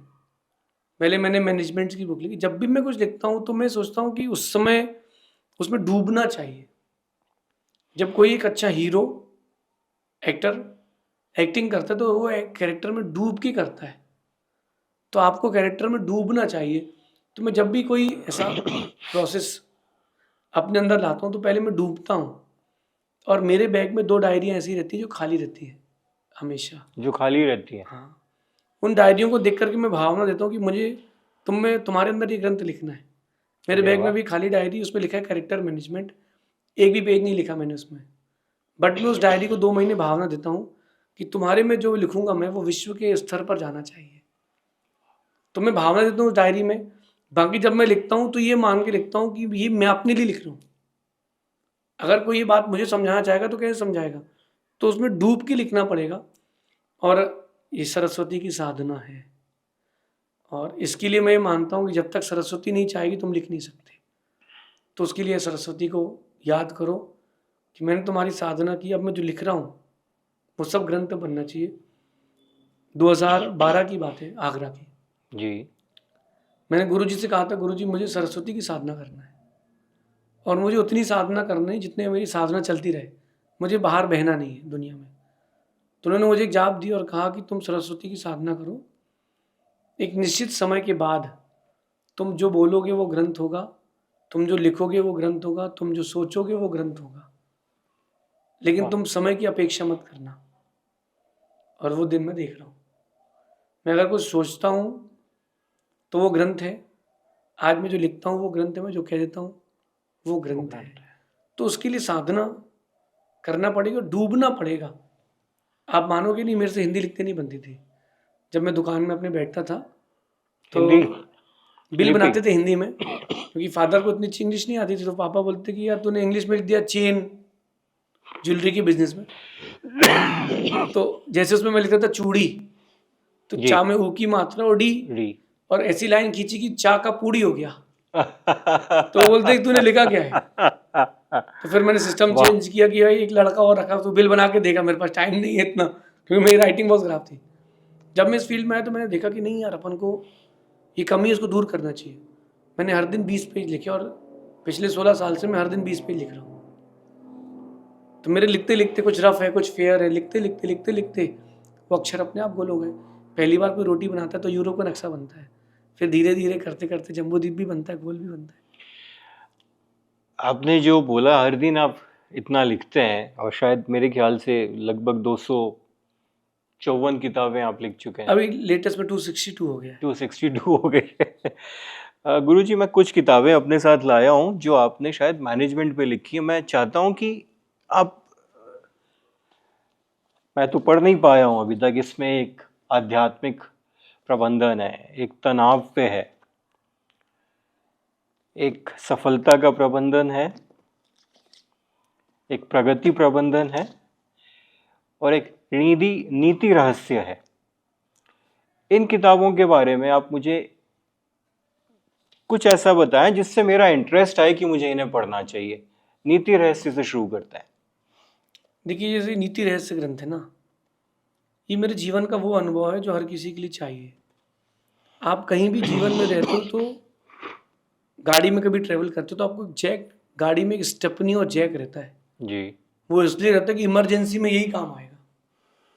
तो जो नीति रहस्य ग्रंथ है, इमरजेंसी की चीज़ है। जब कंडीशंस आपके विरुद्ध होंगी तब आपको इसमें लिखा हुआ काम आएगा। जैसे एक बहुत छोटी सी बात लिखी है कि किसकी प्रशंसा कब करना चाहिए, तो इसमें लिखा है कि भोजन जो अपन करते हैं, भोजन की प्रशंसा पचने के बाद करना चाहिए। वाह। जब भोजन पच जाए। स्त्री की प्रशंसा कब करना चाहिए? जब उसका यौवन निष्कलंक निकल जाए, इस समय स्त्री की प्रशंसा करना चाहिए। राजा की प्रशंसा कब करना चाहिए? जब उसकी प्रजा का हर एक व्यक्ति उसको चाहने लग जाए। तो ये बहुत छोटी छोटी बातें हैं।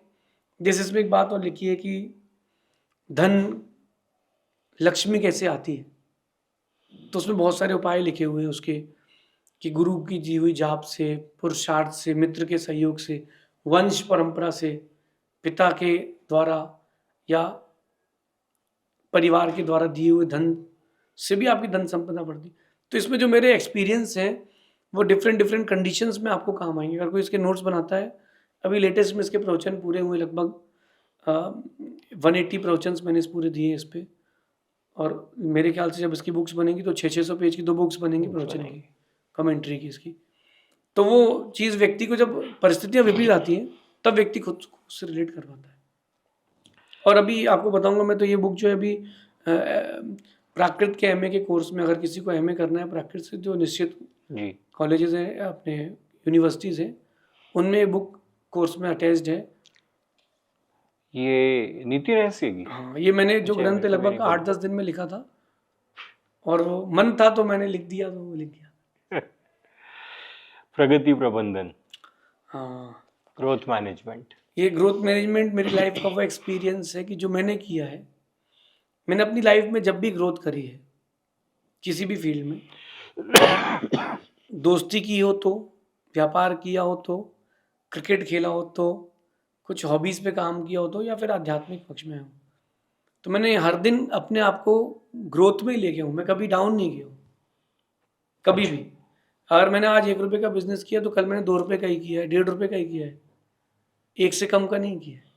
तो मैंने अपने आप को ग्रोथ में कैसे लेके आऊँ, लेकिन उसमें लिखा नहीं कि मैंने ये मेरा एक्सपीरियंस है, लेकिन मैंने व्यक्ति को अगर ग्रोथ करना है किसी भी फील्ड में, तो उसको इस ग्रोथ मैनेजमेंट को ज़रूर पढ़ना चाहिए।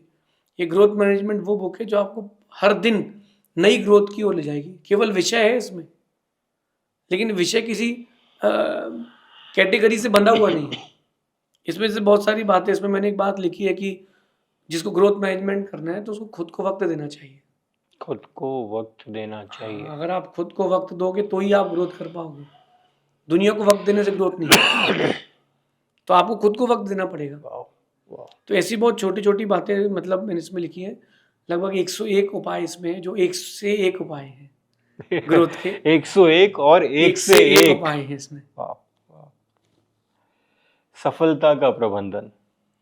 हाँ, ये बुक मैंने इसलिए लिखी है कि हर व्यक्ति सक्सेसफुल बनना चाहता है, उसके अंदर कैलिबर है, सब कुछ है, बस उसके पास एक डाइवर्जन नहीं मिल रहा, उसको दिशा नहीं मिल रही कहाँ से जाना है। एक व्यक्ति बहुत अच्छा दौड़ता है लेकिन उसको 8 दरवाजे में से किस दरवाजे में जाना है वो चूज नहीं कर पा रहा। और मेरा मानना है कि दरवाजा चूज नहीं करना चाहिए, सिर्फ दौड़ना चाहिए।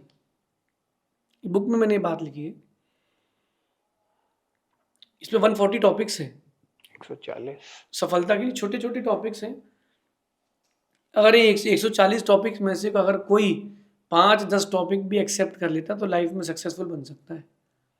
क्योंकि सक्सेस के लिए आपके पास एक दिशा निर्देश होना चाहिए।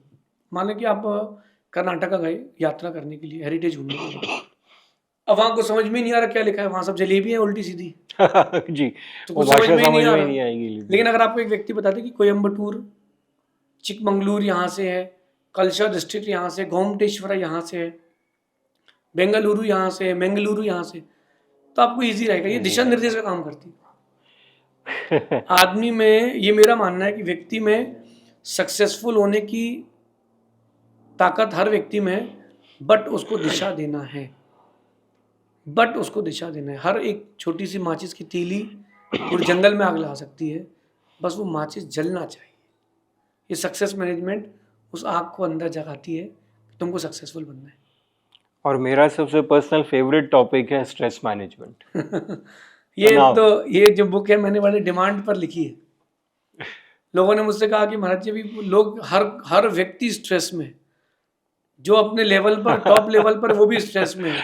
बिल्कुल, स्ट्रेस किस बात का पता ही नहीं है लेकिन है। हाँ है जी। तो मैंने स्ट्रेस को कम करने के लिए, ये मान लीजिए कि अपने माइंड को डिटॉक्स करने के लिए ये स्ट्रेस मैनेजमेंट लिखी। और मैंने प्रयास किया है इसमें कि इंग्लिश की वोकेबलरी को यूज़ करके कैसे हम अपने स्ट्रेस को कम कर सकते हैं। 28 डेज में मैंने बुक लिखी थी, 28 दिन में। हाँ, और इसमें भी 1 से 1 टॉपिक है, 101। तो मैंने क्या किया कि जब मैं लिख रहा था तो मैंने सोचा कि जब मुझे स्ट्रेस आता है तो मैं कैसे काम करता हूँ। अगर मैं एक स्टूडेंट हूँ और मुझे पढ़ाई का स्ट्रेस आ रहा है तब मैं खुद को कैसे संभालूंगा। अगर एक मैं बिजनेसमैन हूँ, मुझे स्ट्रेस आ रहा है तो मैं खुद को कैसे संभालूंगा। लोगों से मैंने पूछ करके कि तुमको किस बात का स्ट्रेस होता है, पढ़ाई का, क्यों नंबर कम ना आ जाए, ये स्ट्रेस है। तो मैंने इस प्रकार से बहुत सारी चीज़ें कि स्ट्रेस लोगों से कंफर्म करके कि भाई आपको क्या प्रॉब्लम है, किस बात का तनाव। लोग मुझसे क्वेरीज भी करते हैं तो मैं जो अच्छी क्वेरीज लगती थी उनको लिखता जाता था कि यार इस पर स्ट्रेस कम कैसे करेंगे। मैं अगर कोई मुझसे रेमेडी मांगेगा तो मैं क्या दूंगा। तो ये स्ट्रेस को कम करने की रेमेडी है स्ट्रेस मैनेजमेंट। तो मेरा स्ट्रेस तो खैर आपसे मिलने से ही कम हो जाता है, बट फिर भी ये मेरे काम आएगी। एक किताब, एक्चुअली मैं ये किताब आपसे पहले ले गया हूँ और ये मेरी मदर बहुत दिल से पढ़ रही हैं, आध्यात्मिक प्रबंधन, स्पिरिचुअल मैनेजमेंट।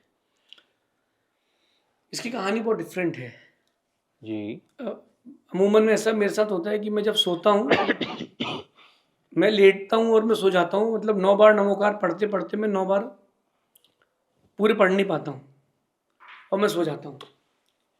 तो रात का समय था, भीलवाड़ा 2023 का चातुर्मास था। मैं सो रहा था, नींद नहीं आ रही थी, तो मैंने सोचा 2023 ये 2023 की लिखी हुई जी, फर्स्ट मैनेजमेंट बुक यही थी। मैंने सोचा कि यार नींद क्यों नहीं आ रही, तो मैंने सोचा कि कुछ होना है डिफरेंट। क्योंकि मैं अपने आप को देखता हूँ कि जब मैं अपने जो मेरे साथ चलता है, जो मैं नॉर्मल स्पीड चलता हूँ, अगर कुछ डिफरेंट हो रहा है तो कुछ अवसर मिलता है मुझे। ये मैंने खुद के साथ देखा है। तो मैं उठा, नीचे रूम में जो हमारे साथ में लोग थे, मैंने एक को हिंट किया, मेरा तो मौन था, मैंने इशारे में कहा कि डायरी चाहिए। उसने डायरी दी और एक बाहर छोटी सी लाइट जल रही थी मेरे रूम के बाहर। मैं उसी वहीं ज़मीन पर चटाई लेकर के बैठ गया टेबल में कि यार कुछ लिखते हैं। ग्रंथ का नाम मैंने नहीं सोचा था, मैंने सोचा कि यूथ के लिए लिखते हैं कि जो लोग ग्रंथों को पढ़ने से भाग रहे हैं, रीडिंग से दूर हो गए हैं, उनके लिए कुछ लिखता हूँ। मैंने 3-4 टॉपिक लिखे। समस्या का समाधान पहला, और निराशा से उभरने के लिए, और एक शब्द था मेरे मन में बहुत दिन से, शरणागति। शरणागति। हाँ, इन तीनों टॉपिक पर मैंने उस दिन लिखा और मैंने फिर सुबह सबके सामने इसको वाचा। सबने बोला कि बहुत बढ़िया, बहुत अच्छा लगा। फिर मैंने उसको फिर आगे लिखना चालू किया। एक शरणागति करके एक शब्द आता है जी। शरणागति का मतलब ये होता है कि जो आपकी सारी समस्याओं का समाधान कर दे, जिसके पास सब कुछ हो, आपकी समस्याओं को 1 मिनट में डिटॉक्स कर दे, वो शरणागति होती है। जो उससे बड़ा कोई स्थान नहीं होता, उसको शरणागति कहती है। और वो गुरु और प्रभु दो ही शरणागति है। मैं तो बोलने वाला था कि मेरे लिए तो आप ही हैं, नहीं नॉट बिकॉज कि मैं पॉडकास्ट पे बैठा हूँ, बट अब वो मैं दिल से मानता हूँ। जब अर्जुन को समस्या आई तो उसके लिए शरणागति कृष्ण थे। भरत चक्रवर्ती को समस्या आई तो उसके लिए जयकुमार चक्रवर्ती जो थे वो शरणागति थे। राम को प्रॉब्लम आई तो हनुमान उनके लिए शरणागति बने कि हनुमान तुम जाकर के सीता का पता लगाओगे। तो अगर मेरे से कोई पूछता है कि आपकी शरणागति क्या है, तो मेरे लाइफ में सेटिस्फेक्शन नहीं था, तो मुझे गुरु मिले, वो मेरी शरणागति रहे। तब मैंने इसमें एक बात लिखी थी मैंने कि हर चीज़ नहीं मिलती गूगल के पास, हर चीज़ नहीं मिलती गूगल के पास, थोड़ा देर बैठा करो गुरु के पास। थोड़ा देर बैठा करो गुरु के पास। गूगल के पास हर चीज़ नहीं मिलेगी तो गुरु के पास बैठना चाहिए। तो ये मैंने बच्चों के लिए जेनजीज के हिसाब से 5 मैनेजमेंट की बुक लिखी। इसमें एक और है, इंटरनल मैनेजमेंट। जब आप सब कुछ कर लोगे तो इंटरनल मैनेजमेंट भी करना, कहीं वो अहंकार की तुमको बीमारी ना लग जाए, जिसके ऊपर अपन अभी बात कर क्योंकि रहे थे। इस पर मैंने इस किताब पे एक बात लिखी कि जब व्यक्ति हद से ज़्यादा चीज़ों को हासिल कर लेता है ना, तो अहंकार में डूबता ही है। बिल्कुल। तो उसको क्या करना चाहिए उस समय, वो जो वैदिक दर्शन में करते हैं वो उसको करना चाहिए। वैदिक दर्शन में क्या होता है, एक व्यक्ति 1 किलो मिठाई लेता है, लड्डू लेता है, और अपने परमात्मा को जो मानते हैं उनको चढ़ा करके आ जाता है। पंडित जी उसको 4-5 लड्डू उसमें से वापस कर देते हैं किसी और के उठा के, और उसका पूरा माल रख लेते हैं। वो आता है, लड्डू किसी को आधा लड्डू दिया, किसी को 1 लड्डू दिया, और आखिरी में 1 लड्डू खुद खा लेता है प्रसाद के रूप में। एक प्रोसेस है। इसी थॉट प्रोसेस को अगर अपन लाते हैं आध्यात्मिक प्रबंधन से इंटरनल मैनेजमेंट की ओर, स्पिरिचुअल मैनेजमेंट से इंटरनल मैनेजमेंट की ओर, तो जब भी आपकी वो प्रशंसा मिले, कोई जीत मिले, कोई सफलता मिले, इस पॉडकास्ट को अगर माना कि 10 मिलियन लोगों ने देख लिया, तो आप भी खुश मत होना, मैं भी खुश नहीं होऊंगा। अपन लोग मिलकर की सफलता को भगवान के चरणों में समर्पित कर देंगे, वो लड्डू की तरह। फिर उसमें 4 लड्डू वापस ले लेंगे और वो बांट देंगे। वो जो अपन को सफलता मिली है, प्रशंसा मिली है, उसको भगवान को चढ़ा दो, क्योंकि भगवान से कह देना कि भैया आपको आदत है इतनी, मेरे को आदत नहीं प्रशंसा सुनने की, तो कहीं हमको बीमारी ना हो जाए। ज़्यादा लड्डू खाएंगे तो शुगर हो जाएगी, ज़्यादा प्रशंसा करेंगे तो अहंकार हो जाएगा। तो 4 लड्डू ला करके कुछ अपनी टीम को, कुछ परिवार को, कुछ आपस में करके, ताकि अहंकार ना हो। मैं अब कुछ, और मेरे ख्याल से अभी तक हमने जितनी भी बात करी, मुझे ऐसा लगता है कि खासकर जैनजीज के लिए सब तार्किक हैं, और आपकी किताबें हो या बातें हो, इनफैक्ट आपने अभी जो गूगल और गुरुजी वाली बात बोली, सो मुझे ऐसा लगता है कि बहुत ज़्यादा सीरियस होना या बहुत ज़्यादा दिखाना सीरियस होना से ज़्यादा ज़रूरी है तार्किक होना, जो आपसे बात करने से ऐसा लगता नहीं है, इस चीज़ का एहसास हो रहा है। ऐसा कौन सा प्रश्न है जो लोग आपसे पूछने से डरते हैं, लेकिन पूछना चाहिए? लोगों को अगर आप पूछो तो लोगों को ये पूछना चाहिए कि आपके मन में हमेशा क्या चलता है। तो पूछ नहीं पाते जी लेकिन बिल्कुल। लोगों को पूछना चाहिए कि मेरे मन में क्या चलता है। मैं करंट टॉपिक्स पर भी सोचता हूँ और फ्यूचरिस्टिक भी सोचता हूँ। बिल्कुल। मैं अपने बारे में भी सोचता हूँ, दूसरे के बारे में भी सोचता हूँ। तो और भी बहुत सारी चीज़ें जो लोग मुझसे पूछ सकते हैं। लोग मेरे से मेरा पास्ट पूछते हैं, वो मुझे अच्छा नहीं लगता, फिर भी मैं बताता सच ही हूँ, लेकिन मुझे लगता है कि अब उसकी ज़रूरत नहीं है। कई बार लोग मुझसे मेरी डिग्री के बारे में पूछते हैं, तो मुझे लगता है कि वो डिग्री भी किसी काम की नहीं, क्योंकि मेरे एक्सपीरियंस और नॉलेज के सामने डिग्री कुछ भी नहीं। बिल्कुल मेरा ये मानना है। बिल्कुल। एक बात और बोलूँगा कि लोग अभी हमको समझ नहीं पाए, और समझना था शायद थोड़ा मुश्किल है। क्योंकि हम हर दिन नया चेहरा लाते हैं, नई गहराई लाते हैं, और समझना इसलिए मुश्किल होता है क्योंकि मुझे हर दिन अपने आप को अपडेट करना है। अब वो ज़माना अभी आप देखोगे 16 प्रो 15 प्रो मैक्स, ये वो कलर वलर दुनिया भर की चीज़ें आ रही हैं। कंपनी अपने आप को अपडेटेड करती है, कुछ नया लाती है। तो मुझे पता है कि अगर हमको भी बच्चों को संभालना है, समझाना है, तो हमको कुछ अपडेट नया करना पड़ेगा। आप देखो कि जेनजी नया शब्द आया है, पहले यूथ कह देते थे। जी, यूथ कहते थे। यूथ में काम हो जाता, अब जेनजीज आ गया। कुछ फिर और चेंज करेंगे तो फिर कुछ और आएगा। कुछ और आएगा। आज कोई जेनजीज के नाम सर्च करेगा तो इस पॉडकास्ट जरूर देखेगा, यूथ के नाम से नहीं देखेगा। बिल्कुल। बात वही है, बस कवर बदल दिया है। तो इस पर भी अब विचार तो करना पड़ेगा। बाकी मेरा निजी रूप से यही है कि कई बार मुझे लगता है कि तन्हाइयों को मैं पसंद करता हूँ, तन्हाइयाँ मुझे पसंद करती हैं, लेकिन दुनिया हमें तन्हा रहने देती नहीं है। अक्सर ये तन्हाइयाँ मुझसे बात करती हैं कि तुम तन्हाई अच्छे हो।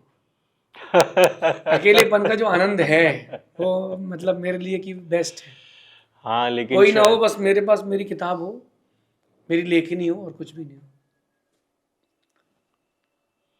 आपने लेकिन इसी संदर्भ में ये भी बोला कि मैं आज के समय और फ्यूचर के बारे में भी सोचता हूँ। ज़रूरी है, क्योंकि हम एक धर्म गुरु हैं, हमारे ऊपर एक जिम्मेदारी भी है, खुद को संभालने की भी, दुनिया को भी जी। उपदेश देने की। तो ये हमारी जिम्मेदारी है।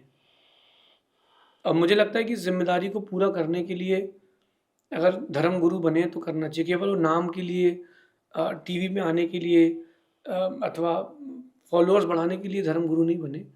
अपनी साधना करने के लिए, दूसरे लोग आपके माध्यम से कैसे जी सकते हैं, उसके लिए ये हम साधु वेश की ओर आए। इसी जी अभी अपन बात कर रहे थे साधारण व्यक्ति से भी सीख की। अब इसी पे मेरा एक सवाल है जो अभी आप बोल भी रहे थे कि कंफर्ट जोन। मेरे लिए, और मैं जेनजी वर्ड को बार बार यूज कर रहा हूँ क्योंकि ज्यादातर समाज और समय उन्हीं का है, मैं हमेशा अपने को कंफर्ट में रखना चाहता हूँ या रखना चाहती हूँ। उसकी वजह से मुझे तनाव भी होगा, बहुत सारी चीजें होंगी, लेकिन मेरी आज की प्रायोरिटी एज जेनजी ये नहीं है कि मुझे फ्यूचर में क्या होना है। मेरा कंफर्ट में रहना चाहिए। ऐसा जो मानते हैं वो न प्रेजेंट अच्छा है उनका, न फ्यूचर अच्छा है। क्योंकि आप देखो कि ऐसा कोई भी एक व्यक्ति नहीं है जिसने बिना संघर्ष की चीज़ें हासिल कर ली हो। कोई भी एक आदमी आप बताओ जिसने बिना संघर्ष की चीज़ें हासिल कर ली हो, कोई भी बहुत बड़ा व्यक्ति क्यों ना हो, आध्यात्मिक भी, शैक्षिक भी, या सामाजिक, व्यापारिक। धीरूभाई अंबानी, विराट कोहली, और आप बड़े बड़े जो नाम बोल सकते हो, नरेंद्र मोदी, ये जो लोग जिस पोस्ट पर पहुंचे हैं, जहां तक ये लोग पहुंचे हैं, उन्होंने कितना कितना फेस किया है। तब तो है ही। तो वो कहीं ना कहीं तो करना पड़ेगा। आप सोचो कंफर्ट जोन में रह के कर लोगे तो कैसे काम चलेगा। पहले की जो माताएं होती थी, जब बहू गर्भवती होती थी तो 9वें महीने तक पोंछा लगवाती थी। बेटा पोंछा लगाओ, गर्मी का मौसम आ गया, गेहूं धो, सीढ़ी चढ़ो, ऊपर जाओ, पानी लेकर के आओ, कुएं से पानी खींचो। उनसे मेहनत कराते थे, नॉर्मल डिलीवरी होती थी। अब आज कंफर्ट जोन में डॉक्टर साहब ने कहा दोनों पैर ऊपर करके लेट जाओ, बस लेटो, जो कुछ चाहिए ऑनलाइन ऑर्डर कर दो, आ जाएगा, देख लो, खा लो। तो अब कंफर्ट जोन में जा रहे, आपके माइंड के पास आइडियाज़ लाना खत्म हो गया। इंडिया के यूथ के पास, जेनजी की बात करें तो इनके पास वो क्वालिटी है, वो आइडियाज़ हैं जो पूरे वर्ल्ड को हिला सकते हैं। बट कंफर्ट जोन में आप चले गए हो और आप उसको एंजॉय कर रहे हो। फ़ोन में तुरंत बटन दबाओ, चीज़ें घर पर, रेडी टू ईट। तो आप समझ लो, आप रेडी टू ईट के चक्कर में आप रेडी टू डेड की ओर भी जा रहे हो। आपका माइंड डेड हो रहा है। पहले के दुकानदार हाथ से ही टोटलिंग करते थे, 12 गुणित 12 144 बराबर। आप समझना, 12 गुणित 15 180, वो हाथ पे करते तुरंत। भाई 15 पीस, 15 रुपए वाले 1 दर्जन पीस, 180। अब क्या हो गया है, उसको इतने के लिए कैलकुलेटर चाहिए फ़ोन में, फिर वो अगर दोबारा रीचेक भी करेगा वो, इतना सा काम करने के लिए। तो कहीं ना कहीं माइंड ठंडा हो रहा है और एक्टिविटी खत्म हो रही है। मान्यताओं की अगर बात कर रहे हैं हम, मैं एक जेंजी हूँ और मैं कहता हूँ कि मैं धर्म को नहीं मानता, तो आपका क्या कहना होगा? मत मानो। तुम्हारे मानने ना मानने से धर्म का अभाव तो होगा नहीं। तुम्हारे मानने ना मानने से कोई प्रॉब्लम तो हमको है नहीं। हाँ, इतना है कि मानोगे तो तुम्हारा ग्रेस है। मैं कहता हूँ कि आज के समय बहुत टेक्नोलॉजीज हाई हो गई ना, तो आप एक काम करें कि मैं जो आपसे कहता हूँ कि आज आप अपनी पूरी बॉडी का चेकअप कराएं कि आपके हार्मोन्स क्या हैं। आजकल ऐसी मशीन्स आ गई जो आपकी बॉडी को पूरा जांच लेगी। आपकी हीमोग्लोबिन क्या है, आपके मेंटल स्टेटस क्या है, आपका स्ट्रेस लेवल क्या है, सब में नाप लेगी। फिर 1 महीने आप मेरे साथ धर्म कर लो, फिर 1 महीने बाद आप अपना फिर चेकअप करा लो। अभी 3 दिन का मंत्राक्ष शिविर लगने वाला है, ध्यान शिविर जी। तो मैं कहता हूँ कि आप उसके पहले एक बार चेकअप करा लो और उसके बाद चेकअप करा लो। आप बोलोगे कि मेरी बॉडी डिटॉक्स हो चुकी है। कपड़े गंदे और कपड़े साफ कितना अंतर आता है, वैसा। तो अगर आपको लगता है कि जेनजीज को लगता है कि अगर धर्म करने से कुछ नहीं होता है और आपने ऊंचाइयां प्राप्त भी कर ली 22 लाख, तो मैं कहता हूँ कि उन ऊंचाइयों को आप 1000x भी कर सकते हो अगर आप धर्म के साथ चलते हो। तो धर्म गियर देता है आपको, गियर स्पीड बढ़ाने के लिए। तो मन को विशुद्ध रखता है, नए नए रास्ते भी खोलता है। ऐसा बिजनेसमैन में बात करूं, जब मैं 17 का था, जब मैं पहली बार बिजनेस की डील करने गया था अकेले मुंबई, 17 साल की उम्र में उस मुंबई। समय मैं 10 लाख रुपए लेके मुंबई गया था। ये मेरे ख्याल से बात 2005 की बात होगी। उस समय मुंबई में अटैक हुआ था, जवेरी बाजार में और ताज होटल में। एक बड़ा हुआ था, एक छोटा हुआ था। उस समय की बता रहा हूँ, मैं मुंबई में था उस समय। साइकिल वाले वो जो बम वाले अटैक हुए थे। हाँ, वो अच्छा। जवेरी बाजार में हुआ था और ताज होटल में हुआ था। ताज होटल में इतना कुछ नुकसान नहीं हुआ था। मैं उस समय पुष्पक पार्क करके एक है एरिया, वहाँ पर एक पार्टी के बैठा था। उसने देखा कि यार सेठ जी आए। तो मेरी टेक्निक ये थी कि मैं पहले टेबल में पैसा रखता था, फिर बात करता था कि ये पैसे इतने का माल लेना है। तो आदमी देखता था कि यार आज के ज़माने में कैश कौन दे रहा है। तो सेठ जी, बच्चा भी सेठ जी, तो उसने लिए बढ़िया मेरे लिए बहुत सारा नाश्ता लगाया। बोले पहले नाश्ता कर लीजिए सेठ जी। तो उसमें समोसे थे, वड़ा पाव था, मसाला डोसा था। तो मैंने कहा कि मैं आलू नहीं खाता हूँ। तो वो बोलता है कि तुम्हारी उम्र कितनी है? मैंने कहा 17 साल का हूँ। तो आलू नहीं खाते हो? मैंने कहा नहीं, मैं जैन हूँ, मैं आलू कैसे खा सकता हूँ? तो मेरे साथ एक ब्रोकर था जो मुझे लेकर के गया था 2% में। तो मैंने उससे कहा कि भाई मैं तो नहीं खाऊंगा अभी। तो वो उससे कहता भाई तू खा ले। तो ब्रोकर सोचा अच्छा हुआ इसका त्याग था, अपनी तो लॉटरी लग गई। अपने को कौन खिलाएगा इतना सारा। मैं उसके अंदर जो ऑफिस था वहाँ जाके उसने मैंने सब स्पीड से अपना काम किया। थोड़ी देर बाद वो कहता कि सेठ जी नाश्ता कर लो। तो मैंने कहा मैं आलू नहीं खाता, मैंने बताया ना आपको। बोले नहीं आप आओ तो बाहर तो आओ। तो उसने मुझे चमचम, रसगुल्ले, गुलाब जामुन, श्रीखंड, बहुत सारी चीज़ें और बीच में चूड़ा, प्लेन डोसा, उसने सब मंगा दिया मेरे लिए। बोले कि आप खाओ। मैंने कहा इसमें आलू प्याज तो किसी में नहीं। बोले नहीं है। तो मैंने उससे कहा ब्रोकर से, अब तू उधर देख, जरा मत देखना उसको, अब मेरे पास तो माल है। Yes. उस समय वो व्यक्ति जो था, मैं जो मोरल बोलना चाहता हूँ, वो जो व्यक्ति था उसने कभी किसी को 1 रुपये को उधार नहीं दिया और कभी किसी ने उसको डिस्काउंट नहीं किया उसने किसी के साथ कभी। लेकिन उसने मेरे से बोला कि बेटा तेरे को जो अच्छा लग रहा है तू छांट ले, तुझे जो ले जाना है ले जा ले, बिल खुद बना लेना। वाह। और जो पैसे कम पड़े जब लगे तो भेज देना। मैंने कहा नहीं ऐसा नहीं, आप डील पहली बार मैं आपके पास आया हूँ। बोले 17 साल की उम्र में तुम इतने धार्मिक हो, तुम किसी को धोखा नहीं दो।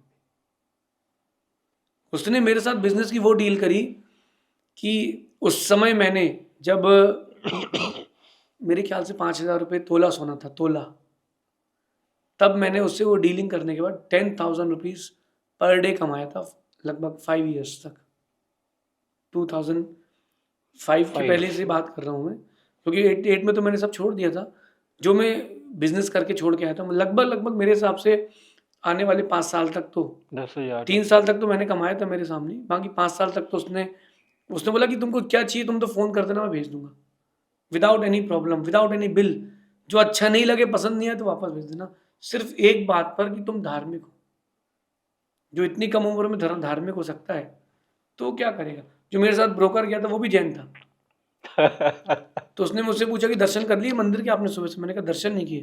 तो उसने लड़के को भेजा कि बेटा दर्शन करा के ला सेठ जी को। तो 40 साल का आदमी मुझ 17 साल के बच्चे से कह रहा है कि सेठ जी को दर्शन करा के लाओ, ये धर्म का ही प्रभाव था। तो आज मैं बच्चों से कहता हूँ, यूथ से कहता हूँ, जेनजी से कहता हूँ, धार्मिकता की ओर आओ, उससे आपकी क्वालिटी बढ़ेगी, लोगों का आपके प्रति अट्रैक्शन बढ़ेगा और वो आपके लिए सक्सेसफुल ज़रूर बनाएगा।